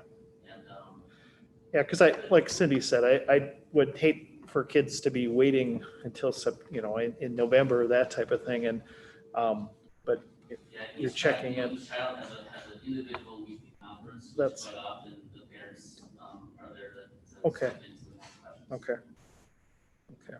Just a quick clarification that there is at least one family exactly in that situation that Cindy mentioned. And we all got a letter from her last week involving one child. Yep. So it sounded earlier like maybe Jennifer was talking to 5 families and they were all okay with switching at this semester time. So I just want to make sure people remember Yeah. that there is one family that's Yep. specifically saying they're faced with decisions that will not be good for their child. or I their know I family. did not say that anybody was okay with waiting until Thanksgiving. Oh, I thought that's what I heard. Maybe it wasn't you, somebody else, yeah. There's 5 families who Yeah. have made the request to change, and they've been told you may be allowed to do so at the Thanksgiving break time. And also, I'm not Dave, sure that was the answer they were looking for. I think I'm the one that asked Jennifer to do the weekly update, and I found it very helpful. So would you please convey my thanks to her when you meet with her tomorrow? That's exactly what I was going to say as the transition, to make sure, I mean, this was helpful because it's very systematic and it Yeah. goes through and identifies the things that are now checked off the list, but it also gives a sense of the things that are still requiring attention. Yep. That's helpful. So right now, we're going to move on to number 5 in action items. And the first one, I will turn to you, Jamie, and do we have any administrative recommendation to pivot or shift the learning environment There- related programs? There's no recommendation to change or pivot. I do want to make sure that I point out to you that this press release was issued by the county of Pierce on Friday at a little before 2:00. And that was issued because of ongoing concerns with the number of COVID cases. I added to this first slide, I've always had on here just as a link, and Aaron puts this on our website, so if people wanted to look at this at another time, I've always had this slide on here. I added one related to this Harvard Global Health Institute. Not going to open that and look at that, but I'll talk about it a little bit in a little bit here. It was referenced in the press release from Pierce County as well. Here's the St. Croix dashboard, a quick snapshot there. Active cases, they're not going in the right direction. You can see there I circled the 285 on the active cases. There's been some changes and revisions on the dashboard for Pierce County. Interesting, they put a line up here. You can see they've separated out the UWRF on both sides on this upper table, these upper tables. And then down below, they just added this one this afternoon where they added the blue. The blue indicates the actual UWRF down here on this line graph as well. Again, this indicates the number of new confirmed and probable cases. Probable's definition is the individual has been in close contact with a confirmed case, has symptoms, but has not been tested. So those are included here. The good news is that you can see where the university was at that peak of that spike in concern, whereas at least they're on the downward slide now on the number of new confirmed cases does not continue to climb at the same rate and pace as it was a week ago. So Jamie, the sum of the 82 and 27 is the countywide. So 2-3 weeks ago, they separated. That's the total. 27 is the total. 27 is the total at UW Falls. Difference in non-WRF cases. Okay. 2 minus 27 would be. Okay, 82 is the total for the county. It's not the two combined. Okay. Over here, I wanted to point this out. This has been for a couple of weeks now, where the county used to use the state of Wisconsin DHS risk levels, and there were 4 risk levels under that model: low, moderate, moderately high, and high. And Pierce County has shifted, and they're using the Harvard model. I'll get into a little bit of what that means and what that's about. Here, again, is that slide that I included last week. It's important that I point out this bottom piece. Just to be clear that, the university, UWRF is not the only concern here in Pierce County. There are other numbers, as was illustrated on this previous slide. And I believe that's why they probably put this university piece on here separate, is to illustrate. So wait a minute, if it was 100 here for university only, but it was a total of 198, I think that means then there were 98 other cases too, which is, as you can see, higher than really any other trend that we've seen. So things have to get better, or I'm not going to be able to continue to stand in front of you on a Monday night and say I recommend that we continue to stay in the hybrid model. Things have to get better. Here's that university page again. The press release, I just wanted to make sure that I mentioned that. You all have a copy of it. To be specific, the press release talks about this Harvard model. And I'm not going to get into trying to pretend to be the expert, but I put these two on here to just show that the Wisconsin DHS has a low, a moderate, moderately high, and high levels. I mentioned that already. Whereas the Harvard has 5 different levels, and we're currently in the red is why I circled that one. That's not good. It's a bad thing. More than 25 daily new cases per 100,000. It frankly calls for, technically on paper, when you're in that red category, the Harvard model says time to shelter in place, time to hunker down. Things have to change, or we will be changing our learning environment. Our community has to help us with this. I carved out a couple of slides off of the national, this is not from the county's website, it's not from the state's website. This is from the Harvard Global Health Institute. And on there, you will see where all of the states rank. You can drill down into, at your state level, you can drill down into, here's Pierce County. At 41, the daily new cases per 100,000. 41. That's why that is shaded red. St. Croix County, quite a bit lower. That's the good news. They're shaded in the orange. On the 5 ranges in the Harvard model, red is screaming hot, not good. Orange is at least a step below that. We've always had our Minnesota model up here. Again, I don't want to convolute things. I'm not trying to make this mysterious.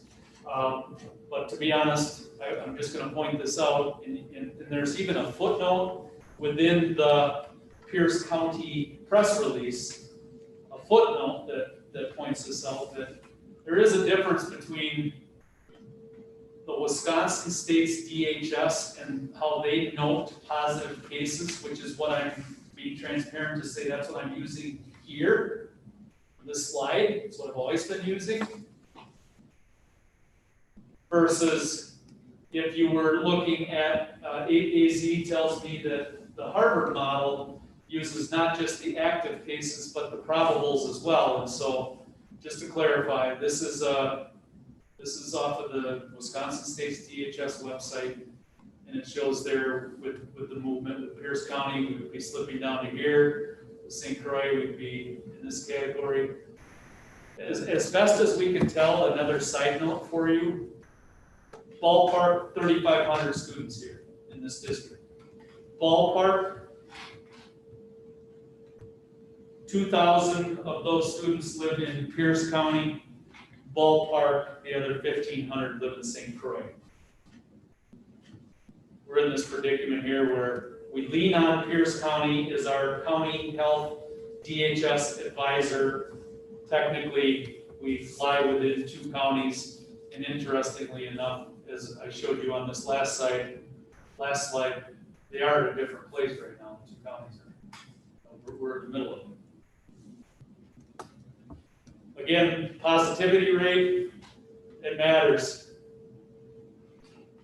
Based on the total overall number of people that are getting tested, when your positivity rate climbs, it's not good. These are don't ask me what would be the absolute worst number to get here. This is not the absolute worst number to get here, I can tell you that, but I have heard, anecdotally speaking, I have heard that when you get into the 7 and 8 range, you're pressing your luck. It's not good. We used to be in the 4s. St. Croix. Here again, I just wanted to point out the good news. I already mentioned that. The university is improving. It's getting better. They're having an impact on our region. The shutdown, I believe, has much to do with that.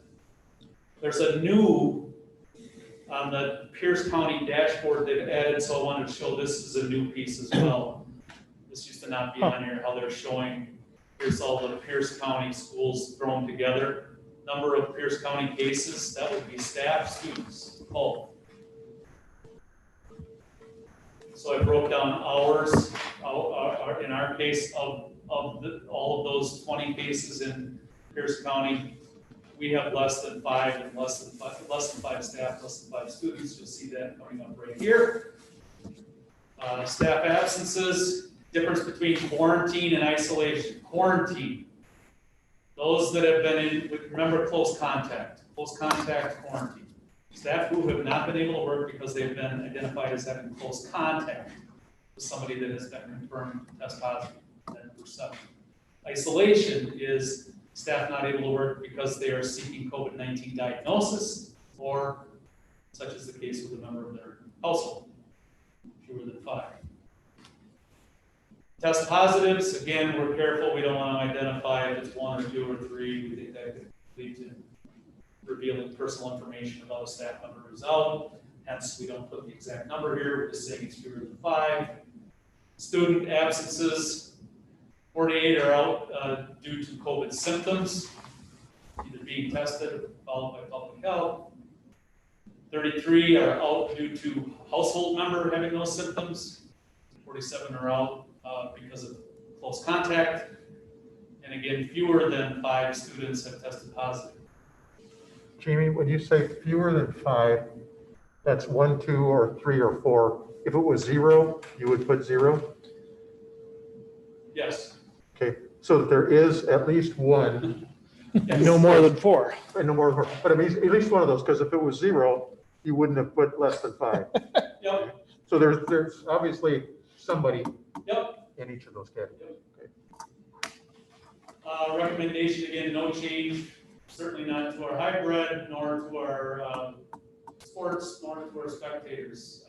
I paraphrased here a bit, not much, but I just wanted to clarify for the board so that you know that I consulted with AZ in Pierce County as recent as I believe that's the correct date was Saturday. Talked this whole thing through, and this basically is verbatim from what she had indicated to me in an email. Because I wanted to know from her, hey, AZ, you just sent out this press release. All things considered, I'm feeling like I still want to go in front of the school board on Monday night and say, my recommendation to the board is that we continue to proceed with our hybrid. Where are you at with this? And her reply was, we're at the highest activity level in the Harvard scheme and have been for 2 weeks. If we continue to sustain this level of disease, or if we're seeing more evidence of transmission in our schools, then we're going to recommend a change in the learning environment. The good news is that the shelter in place for university is resulting in a substantial decrease in cases, and we remain hopeful that we can get back to the orange level soon, which would mean that we would stay in the hybrid. So we're staying put for now. That's my recommendation, that we would not make any change. Any questions? Jamie, do you get the sense, or have you talked to the chancellor as to the shelter in place at UW Falls? Is that going to continue past this week? I know it was for 2 weeks, but do you think they would extend that? I have not asked the chancellor that question. I have heard from other sources that would indicate there's a very strong likelihood that they will be returning students, which I don't want to get into the politics of the why of all that. I think that we all should share in some concern for if and when that happens, but maybe Cindy, as an employee of the university, would want to speak further on that. I absolutely do not want to speak further on that. I understand. I'm meeting with her. I know nothing. I just know if we're in shelter in place or not, and all I know is that we're in shelter in place at the end of the week, and I am not speculating beyond that. I'm meeting with her this week. I can try to get a read on it if you want. Good idea. Well, I don't work for the university, so I'll speculate a little bit. I would say Madison, just gauging by the Madison paper, they went to the shelter in place a week or two before UWRF did, and they came out of it. I think I saw that they released for their residence halls mid to late last week, and they were going to be resuming some in-person classes. And I don't know all the exact specifics of how that looks. It sounded like they didn't necessarily extend at UW Madison, but take that for what it's worth too. The 2-week model is common now in UW. They're all using it. What was it? There were at least 4 other campuses that went to the 2-week thing. Okay. For some reason, it may be a system guideline. Sure. I don't know what it takes to add another week or more. Yeah. I would love to see them go another week or 2. Yeah. I think would be good for the community and good for the Month. university here. Months. Whether or not they can or are willing to is another matter. Yeah. Have most of them come out after 2 weeks, or most of those campuses are still in the middle of the 2 weeks, or? I think so. I think Madison was the first to do it and the first to come out. It's the only one I've heard about because Yeah. I look at the Okay. Madison paper. But I would agree, Alan, it'd be nice if they could, but obviously we don't influence that, but it'd be nice. I did fall one slide short. The community message. we gotta pay attention to what's going on in our region, in our community. And if not, I'm not playing the blame game. I don't appreciate if somebody wants to say I'm laying guilt. I don't care what your personal philosophy is about masking or social distancing.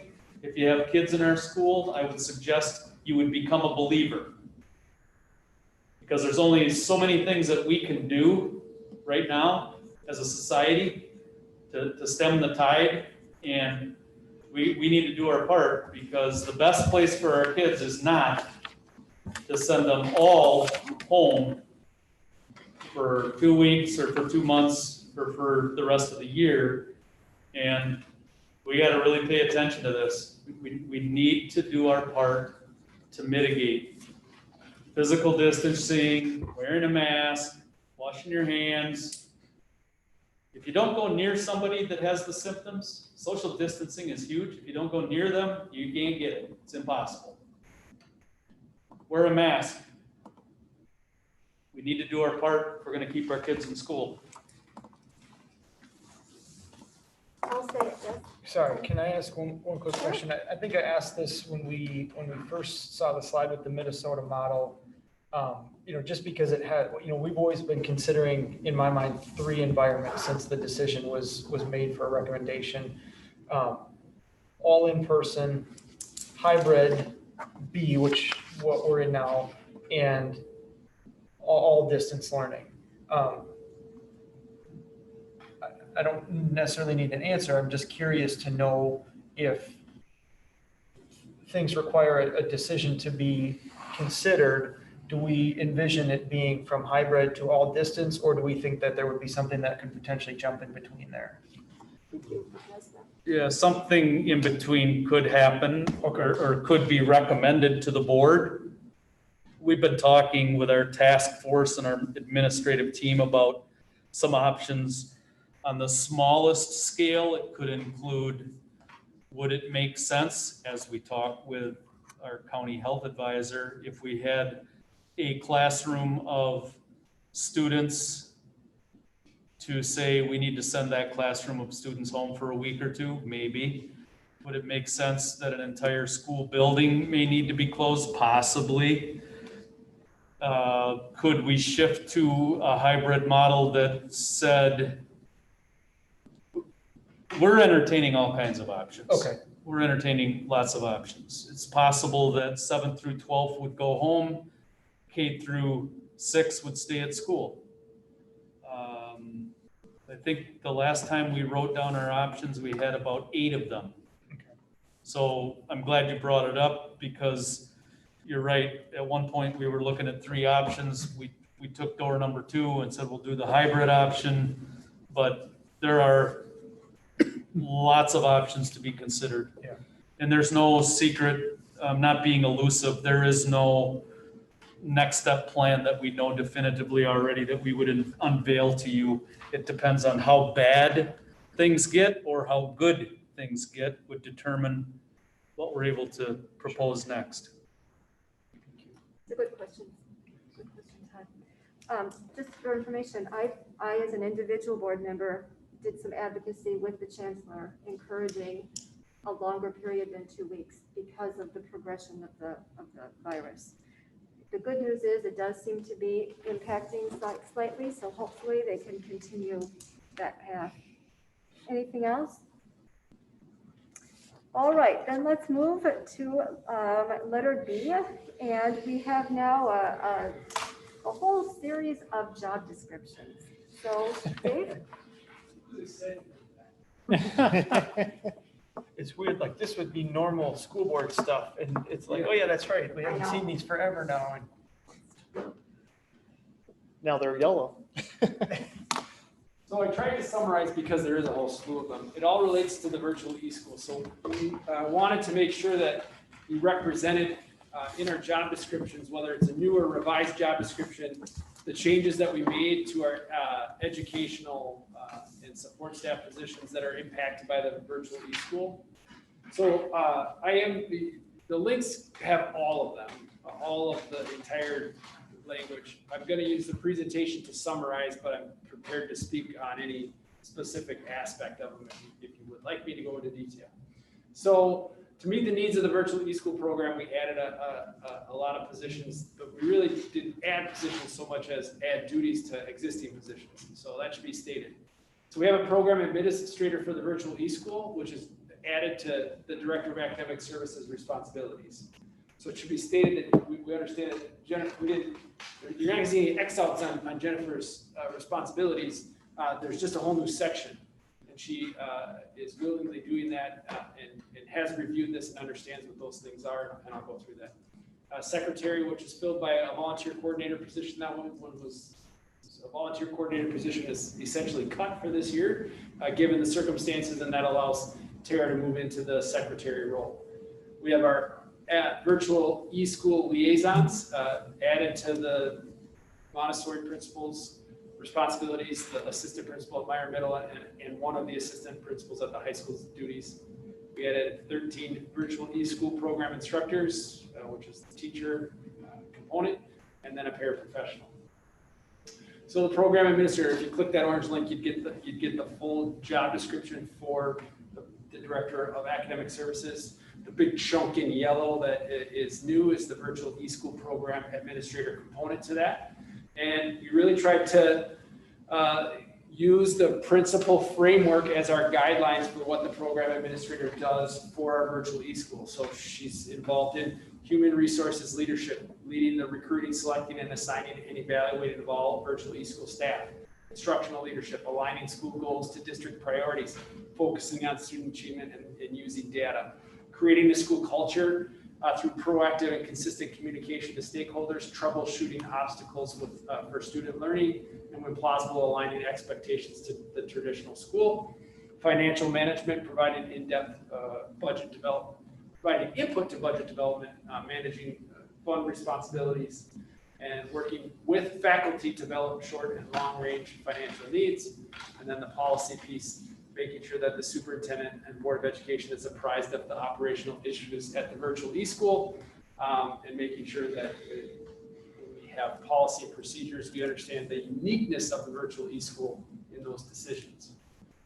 There's some other components in that. Is there any questions on that? I know that Stacy had some adjustments. So if we do get to the point where we're accepting them, we would accept it with mainly grammatical suggestions from her. Other questions on the program administrator piece? So the virtual eSchool secretary, we did carve out a separate job description for that, but it's really heavily based on what our in-building secretaries do. They're the first point of contact. So Tara is the first point of contact for our parents, students, faculty, support staff, and community and colleagues at other schools. Leads registration, enrollment, supports attendance and behavioral records, and prepares and processes correspondence, and supports the program administrator as needed. And I know that Jennifer feels very lucky to have that person in place. One thing to note, it's a 50% FTE. I talked about our meeting with Jennifer tomorrow. That's another thing that needs to be addressed. Especially in the onboarding process, she's working more than 50% FTE. The idea was, well, maybe it'll slow down and then we can get back. So that might be a thing that comes back to the board. The admin liaison. So the link to the admin liaison is just for one of the positions, but the language, that chunk that's the admin language, I think I did the Montessori principle for this one, is the same language in all of those positions. And so really what the liaison does is they are communicating with families so that the stakeholders understand the similarities and differences in programming between the virtual eSchool and the student's traditional school.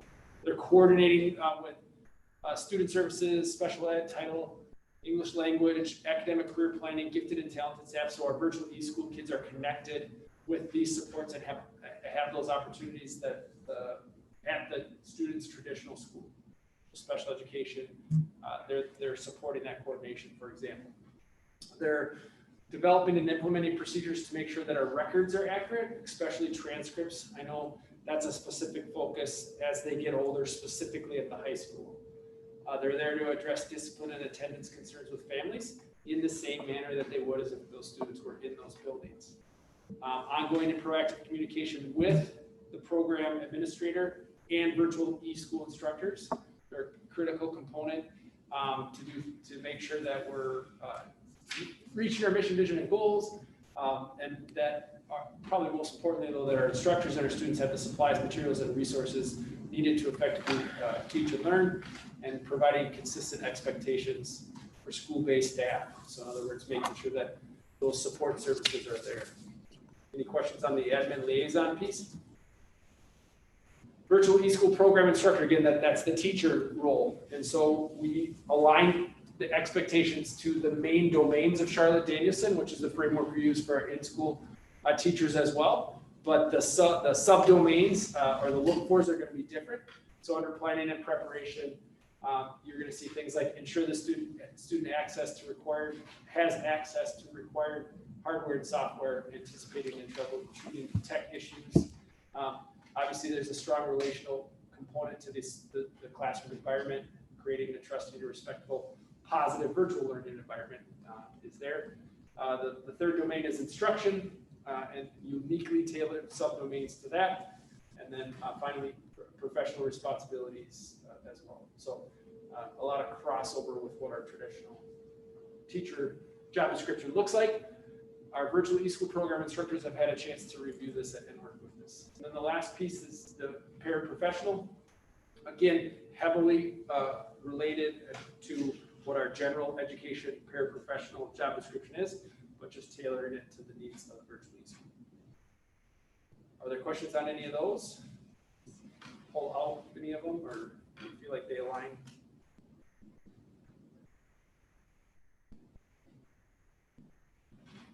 Makes sense to me. I think it's another example of considerable effort has been put into the establishment of this school, even at the policy level.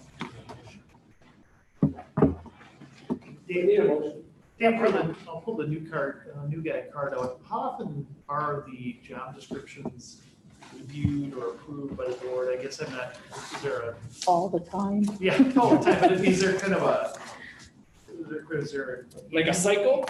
yeah, is there? It's not necessarily a cycle. You know, I think we, in some ways, when there's a shift in the duties and responsibilities, the job description is a nice starting point. Otherwise, they may stand for 1, 2, 3 years, something like that. Yeah. There's really no change. Okay. Yeah, and some are out of date, right? So some should look back that they might be 7, 8, 9 years old, and we need to get to where those are updated because you know, most job descriptions are, if they're 5, 6, 7 years old, they probably need a review. The next thing is, how many job descriptions do we have in the district as far as how many? I'm not quite sure.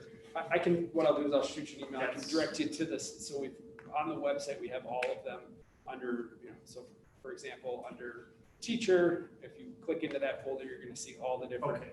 job classifications under teachers. You don't need to do the count. Yep. I can do it. Yep. So, The job descriptions are in your job description, right? Dan? Yeah, right? Yeah. yeah. One of my favorite parts. So at this point, do we have a motion to approve the job descriptions as amended? So moved. Second. Thank you, Amy. Thank you, Todd. Further questions or comments? All those in favor? Aye. Opposed? The motion carries. Dave, you get to do the next two. Actually, more than that. Just stay up there for a while. Okay. What is the next one? Is The it, next one will be the handbook Okay. revisions. okay, so you should have that. We do.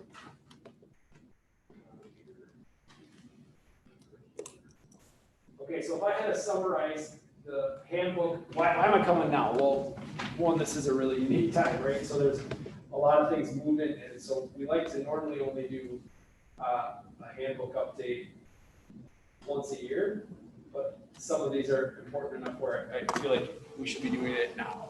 And so why? Well, the first one is you're going to see language regarding permanent substitute teachers. That's we kind of carved out that as a unique group, and we wanted to make sure we clearly identified what a permanent substitute teacher, you know, when they were more like a teacher, a permanent regular teacher, and then when they were more like a substitute. So you're seeing a definition of what a permanent substitute teacher is. They are hired. They are not hired under the contract as stated by 118.22 because the positions are part-time. So that's something that's important to recognize.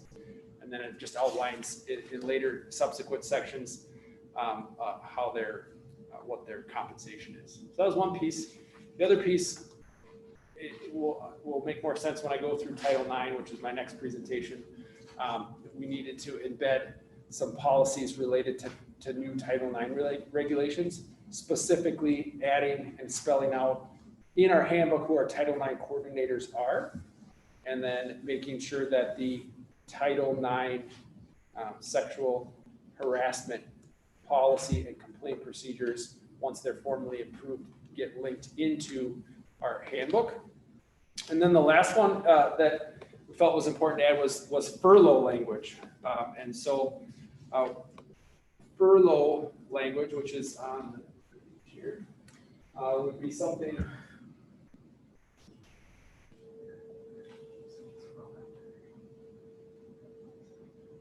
So that's hard to read, but I think the board has a chance to look at it if they want to.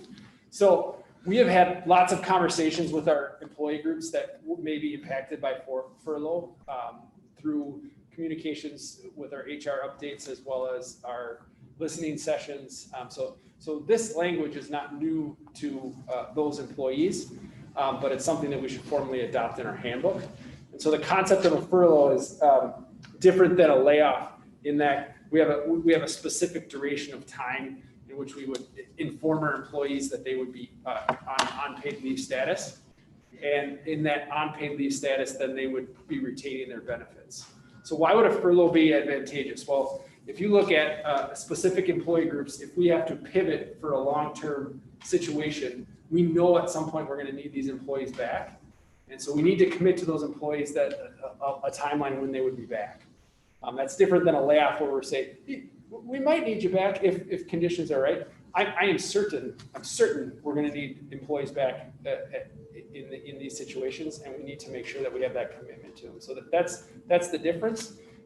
And so this language spells that out. A furlough would be done for budgetary or organizational reasons. It defines what a furlough is. It gives a timeline that basically says we're committing to give you an ample notice of when this is taking place.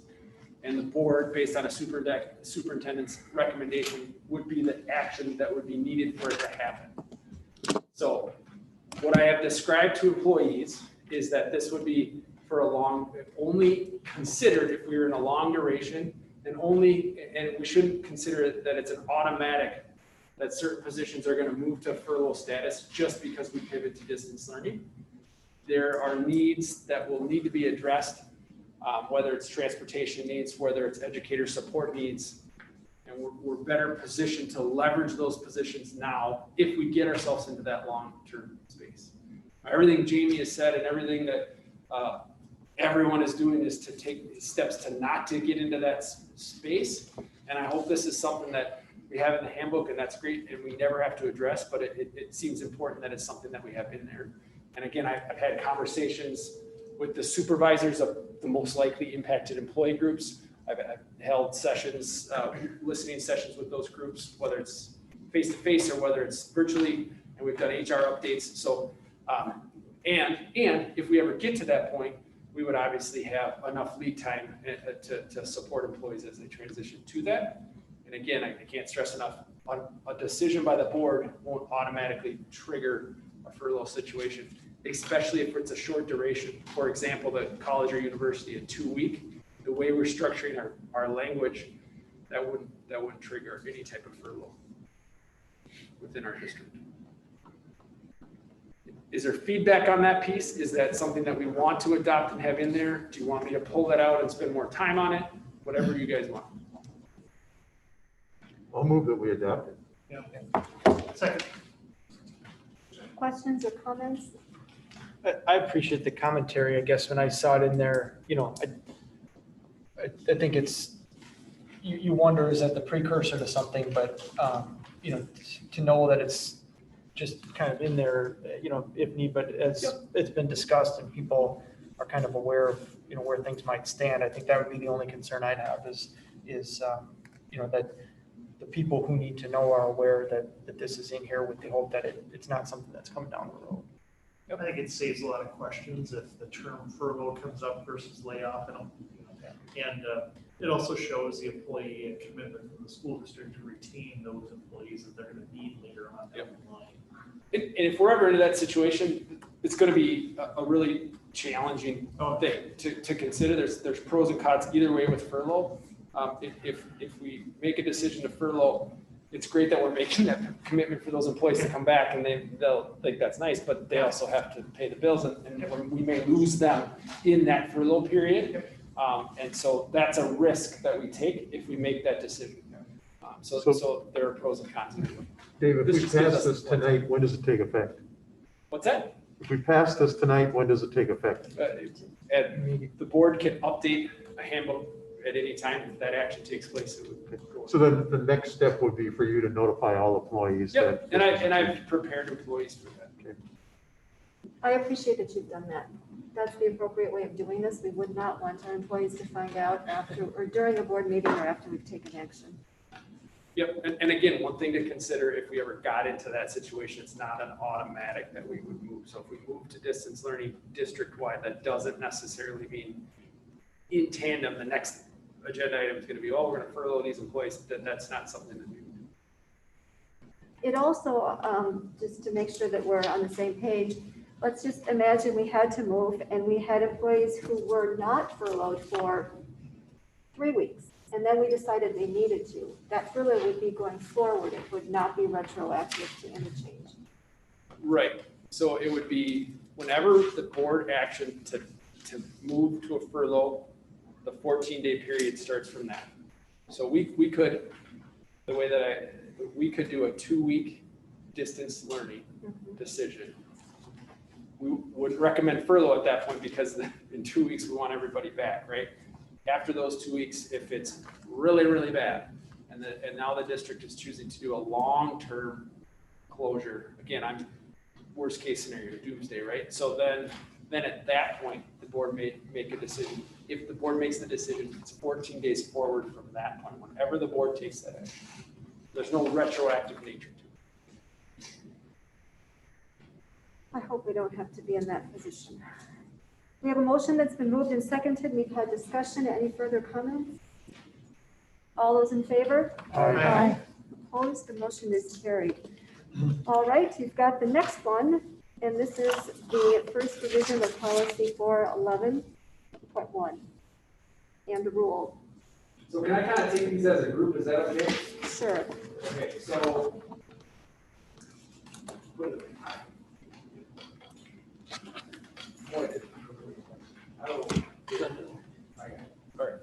So there are 4 policies that we're going to have as our first reading. 2 of the policies are a revision, and 2 of the policies are new.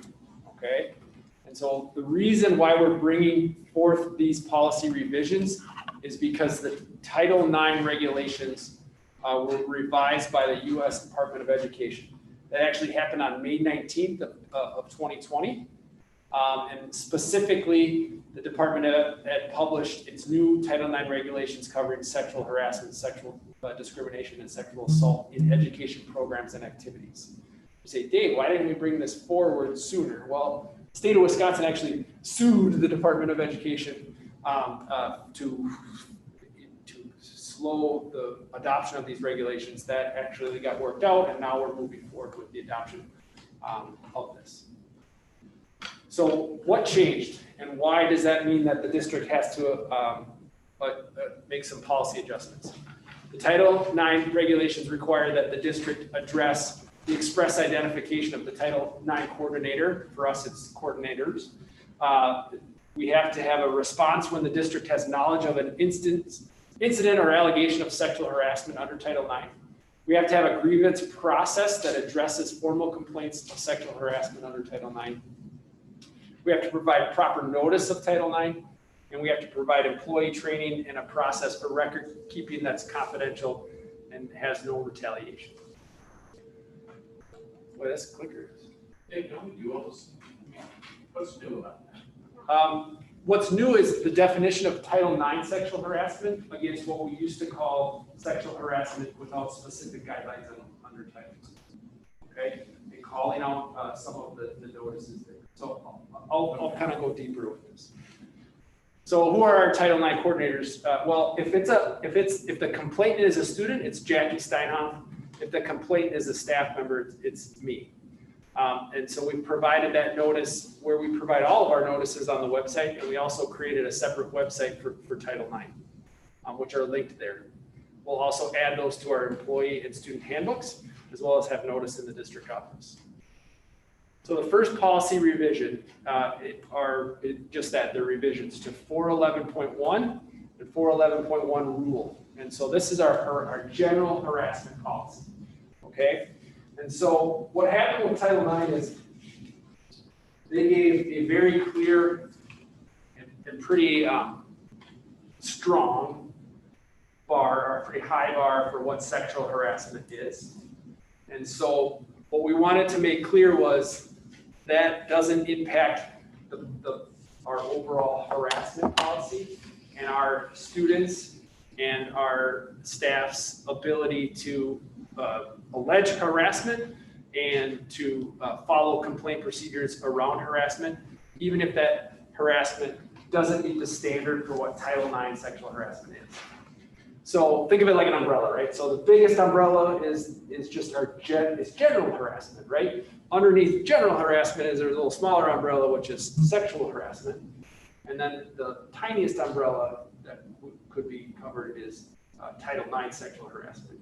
So when we did this, and when the recommendations for changing the harassment policies, we just wanted to make sure that we didn't change anything that limited the scope of our students or staff's ability to feel as though our original intent with our original harassment policy hadn't changed in any way. So in other words, we're not changing it, making it harder or a higher bar for what our expectations are for people to be able to allege harassment. We just wanted to align to the specific process that we use for Title IX sexual harassment, okay? So what you'll see in the links, the link for 411.1 of the harassment policy is our generalized harassment policy that covers all forms of potential harassment, including sexual harassment.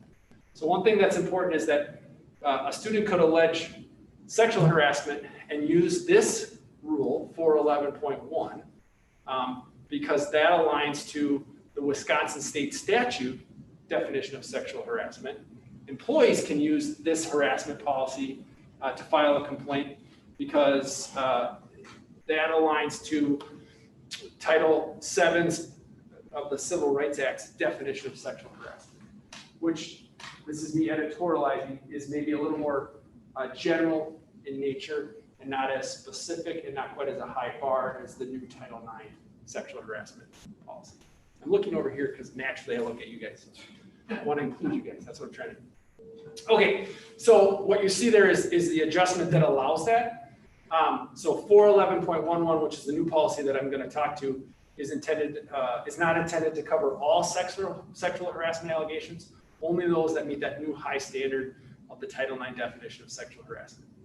No district official, the other changes to this policy just explicitly state that there's no retaliation that should take place. And then it explicitly states how we are going to keep records and report these out when we have these harassment complaints. Are there questions on the adjustments? One thing that I did that I don't have to do, or we don't have to do, is I struck the definition, our district definition of sexual harassment. Doesn't mean that those things don't apply. It's just that I felt it would be confusing to have embedded in our harassment policy a definition of sexual harassment, and then have a whole separate Title IX sexual harassment policy. So I wanted to be clear, even though that language is struck, the expectation is obviously if an employee had issues of harassment, that they could still file under that policy, whether it's there or not. So I guess that's up to the board if we feel like we want to leave that in and just be okay with the fact that we have sexual harassment in both policies, or keep it the way that it's recommended now. Does it narrow the scope of what we actually define as sexual harassment now that argument has been removed? No. So it's effectively the same. It's effectively the same, but it just doesn't, it's maybe not as specific as the current policy. it doesn't give examples, it doesn't provide context. So if I'm an employee or I'm a student reading this, I don't have that example of what our definition of sexual harassment is, other than the Title IX. There's still a generalized statement of what harassment is. So, If I was reading it, would I know that I can still apply sexual harassment under this? All this here, but I think it's just under the smaller umbrella of Title IX. it's a general statement of harassment, right? So there is a risk that you might directly go to the sexual harassment policy, but one of the really important components of this is because we've really amped up notice of who the Title IX coordinators are, they're there for that employee or for that student or that family to understand that and understand what complaint procedure makes the most sense for what the complaint is. So there's training that's involved to allow that Title IX coordinator to address that. So the decision is really a strategy of simplifying your harassment policy or having and avoiding the confusion of having the term sexual harassment in two policies versus not having enough detail to help that person understand that they can use that harassment policy. It's a choice. There's no right answer. I'll ask one more time. I think it's important if it effectively gives a student or staff the same scope of protection, then I think it's fine. But if it truly doesn't do that, I mean, in other words, what you said earlier, is that really the real difference is it just doesn't use examples. Well, maybe it's still not as good because I like examples, but if it still protects you the same way, then. Yep, here's what I'm referencing. The paragraph above is a large definition of harassment, and then it says examples of conduct or behavior. And then below, it just, the bottom paragraph on down, it just X out what was our current definition of sexual harassment. That's the piece that I'm saying we could include or not include. The decision to not include it was not to narrow the scope of it, but again, like Yeah, but I mean, logically, a person new to this, if they are experiencing something and they go to this and say, where do I find something about sexual harassment? They won't find it there, so they're gonna go to the Title IX section. Are they gonna be protected as if they were looking at this? right. So in that process, then they would bring their complaint procedure to the Title IX coordinator, and the Title IX coordinator is specifically trained to help them through that process. So they wouldn't have to make that, they reach out to the Title IX coordinator, they don't have to make a determination of, does it only fall under this Title IX sexual harassment umbrella, or there's somebody to help them kind of make that determination from there. In the real world though, Dave, Yeah. if somebody's being harassed and if they're going to report it, they're going to come to you or to their supervisor, and then you would walk them through it That's correct. regardless. So one of the most important duties we have is to provide that Yes. notice, right? To make sure that everybody understands that this district has a policy related to harassment or policy related to Title IX sexual harassment, and that families understand the process that they can go to provide a complaint. So we don't need to get bogged down. This is second reading. I think if the board has a chance to look at it and consider it, we can make some adjustments this is the first reading, we can look at that in the second reading. Okay, so those are the revised policies. And then within the complaint procedures, that's just the corresponding rule that we follow in that case. The new Title IX policy additions are pretty involved and pretty lengthy. We've had both support from WASB and Boardman and Clark in the development of these policies to make sure that they align to the new regulations. And so generally speaking, it's the sexual harassment, the new policy or the new definition is here, and probably the most the piece here that is makes it such a high bar is that it has to be unwelcome conduct determined by a reasonable person to be so severe, pervasive, and objectively offensive. So it has to hit all three of those marks that it effectively denies a person equal access to the district's education program or activity. And then what you'll see in our policies is we define not only sexual harassment, but other examples of that could come up within the context of a student to staff, to students, or to staff, and those are defined as well. So in the Title IX sexual harassment policy, you're going to see the definitions that are used in the investigation and decision-making process. You're going to see the retaliation piece. It's going to address jurisdiction. And so one thing that's really important to understand is obviously it's conduct that takes place within the school program, but if it's conduct that takes place outside of the school program, that makes it effectively impossible for a person to access their school program, then someone could have cause to file a complaint. Does that make sense? It addresses conflict of interest. So specifically within the duties and roles and responsibilities. So if a complaint is brought forward, there are many roles that only one individual can play. So there's the Title IX coordinator, whose role is to facilitate and have conversations with the complainant, help the complainant understand the process. There's a wholly separate person that will complete the investigation of what the complaint is. And then there's a wholly separate person that will make a decision. And then there's another person that has to make, if there's an appeal, an alternative decision maker. And so one thing that these policies do and lay out is they address what the role and responsibilities are for all of those pieces within the district. And then they lay out the process, the complaint procedure process. So if there is a formal complaint, the steps are clearly laid out.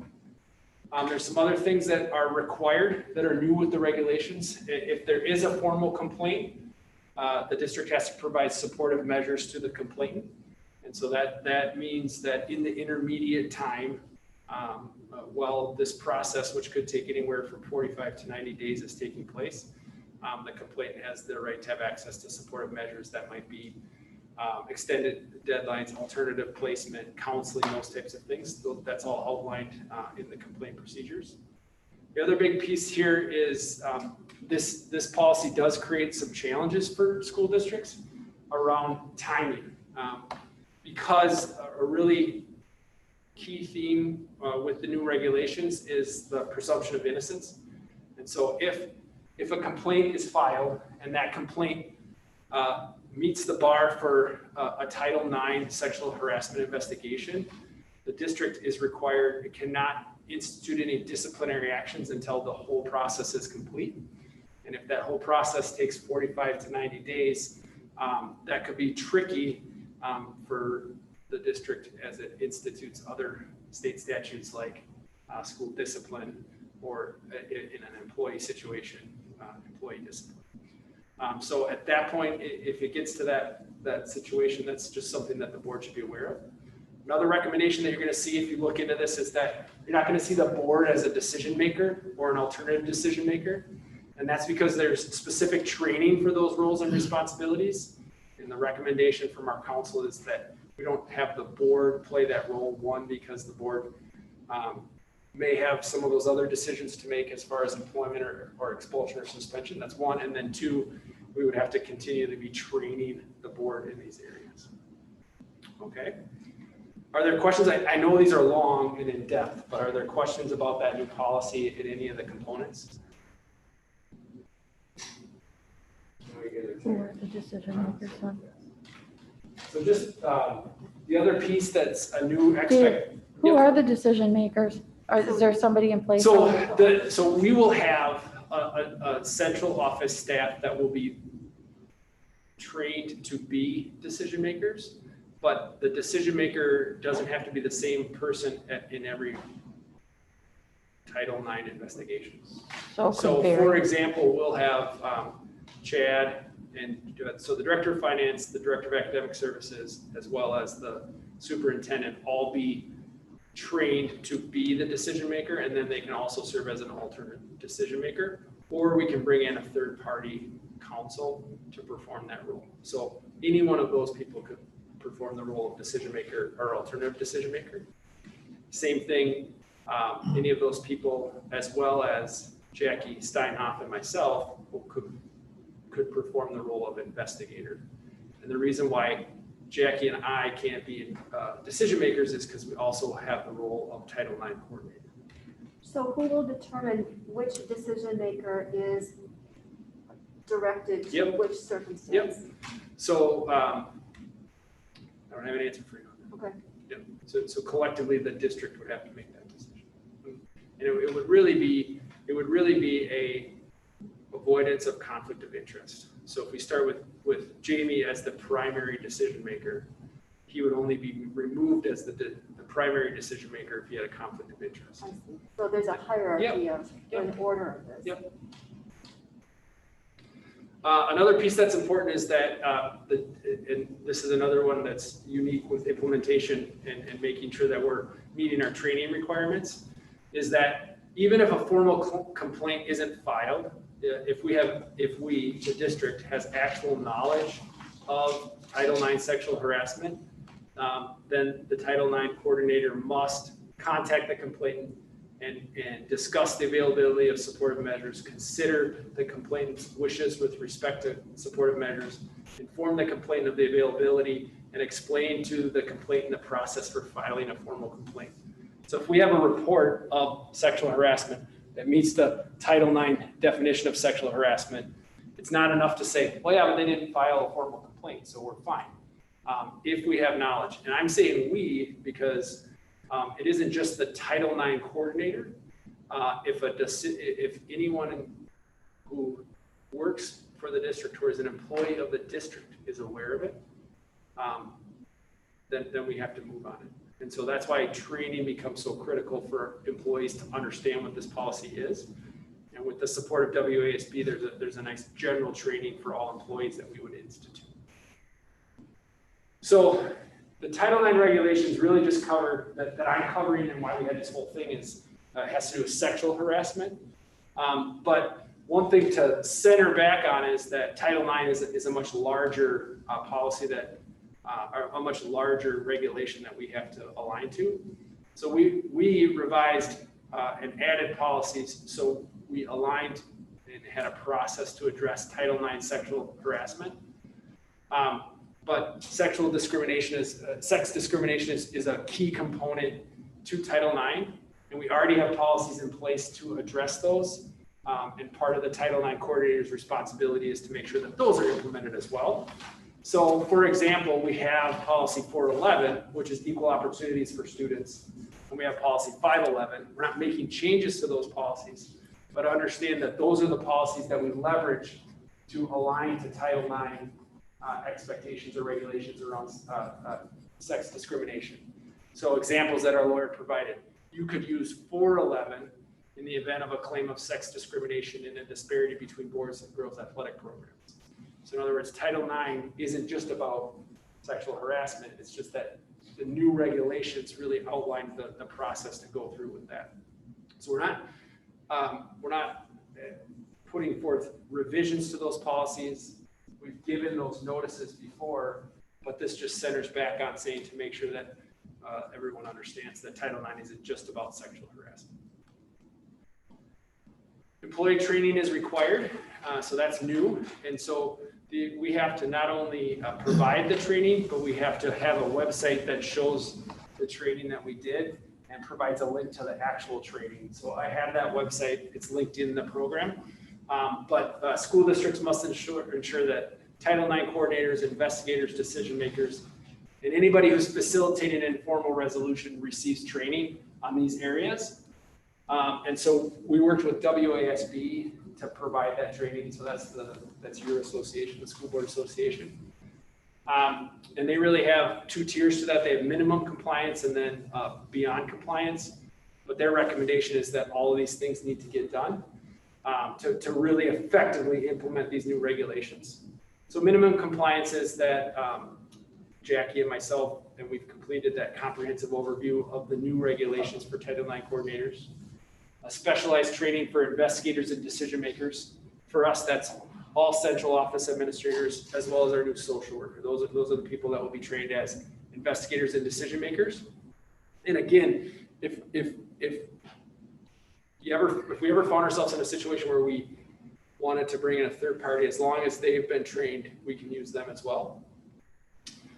Facilitating an informal resolution, that will be all supervisors. We'll get that training. So principals and supervisors. And then all employees, we'll start with all employees reading the new and amended policies. And then we'll also provide what all employees need to know about sexual harassment. And then there's a specialized training for principals and supervisors. And then there's an additional separate training for Jackie and myself. So these are the training plan. This is the training plan that we will implement. And those parentheses are self-imposed deadlines by us. You just have to be trained by the time you do the job, right? So we can't have somebody serve as an investigator without having the training for an investigator. So there's no deadline or due date. It's just that we want to be ready and prepared. We have access to these trainings. So if something happened before November 1st and we needed an investigator, we can accelerate the timeline on that process. Dave, this is some type of online training, it's self-paced or? It is webinar? so it's a webinar, Webinar. right? Provided by the lawyers there are lawyers through Boardman and Clark and lawyers at WSB that provide it. And there are, let's show you the list. Yeah, I don't, it's getting late. There's a website, I promise. So Dave, It's at the linked. beginning of the presentation, you said that the state of Wisconsin sued? Well, Yeah, on what basis? What is the contention? the intention was, I believe that they were concerned that the scope of the Title IX, the Title IX definition of sexual harassment didn't align with the more generalized state statute for sexual harassment, and it would create a problem for people to be able to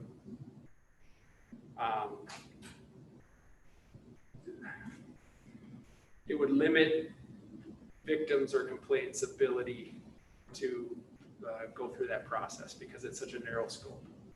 That fair? I'm not saying it well, but There was a lot, this was a gigantic issue across the country, but it's harder for people, it's harder to meet the, kind of the burden of proof, right? It has to be pervasive, it has to be over time, it has to be offensive, so that's a higher level than it used to be.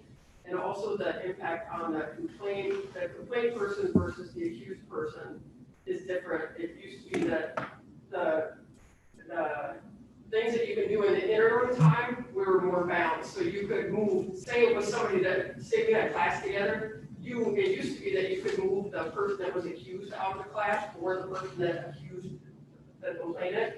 Now you can't move the accused person, you have to move the person that complained. So it shifted the whole thing back to the person complaining, made it harder to complain, harder to file, harder in the interim time. So that was why it was, there were a lot of lawsuits over it, and it was delayed for quite a while to be implemented.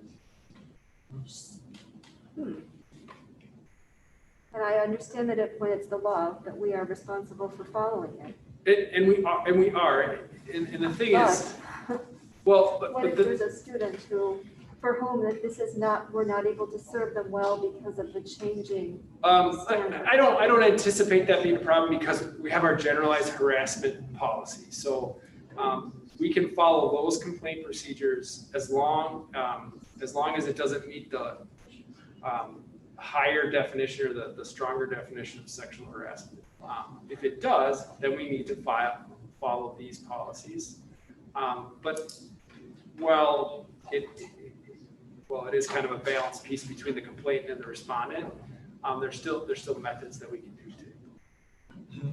But it does the burden of the process is very high, and something that a K-12 organization isn't probably naturally set up for, and that's why we're seeing such in-depth training for this. It really is the burden to make sure that we're following the steps correctly, the burden that involves so many different people. So if it was a normal complaint procedure, you wouldn't need to have a separate person that is the investigator, that's separate from the decision maker, that's separate from the appeal decision maker. So at least we're a large enough organization where we feel like we have enough people to train to address this, but it will create challenges. And ultimately, if we get into that position where something does meet that bar, bringing in a third-party counsel to support the district through this is something that would make a lot of sense.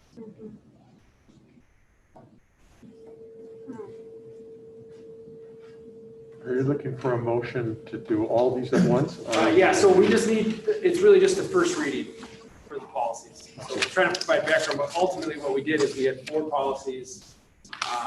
And this is to accept the first reading of those 4. So are we taking action tonight? We are, and just so I can keep it straight, let's actually take this as one motion for letter D and then a second one for E.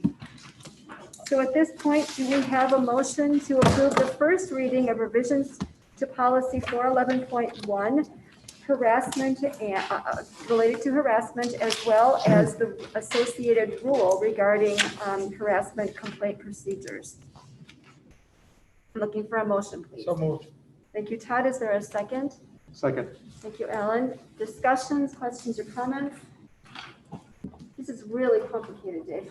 Yeah. So. I thank just you want, just for the saying that. record, I'm still digesting whether we should remove that other definition.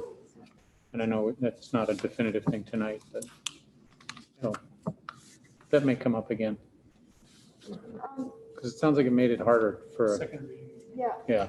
Would it be possible for us to pass this tonight, and then could you Yep. provide us kind of a parallel, what it would look like, what it wouldn't, what we would gain, the Yeah, I'll the adjust that. challenges with complication, but the examples, just so we can all see it and think about it? Yep. Thank you. I think that's a good idea, Mike. Any other questions or comments? All those in favor? Aye. Motion carries.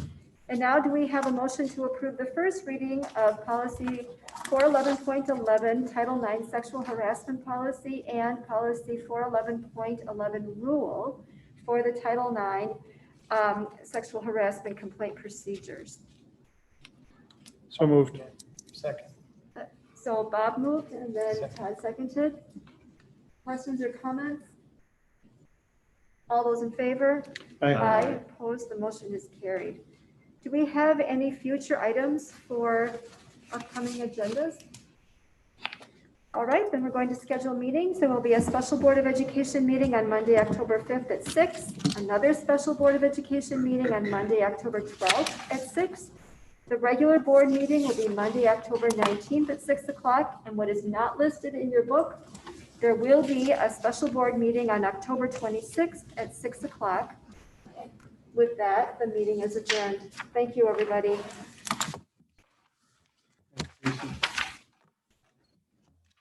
Title IX stuff is really complicated. It sounds like it made it easier Well, to get away with sexual harassment. well, That's exactly what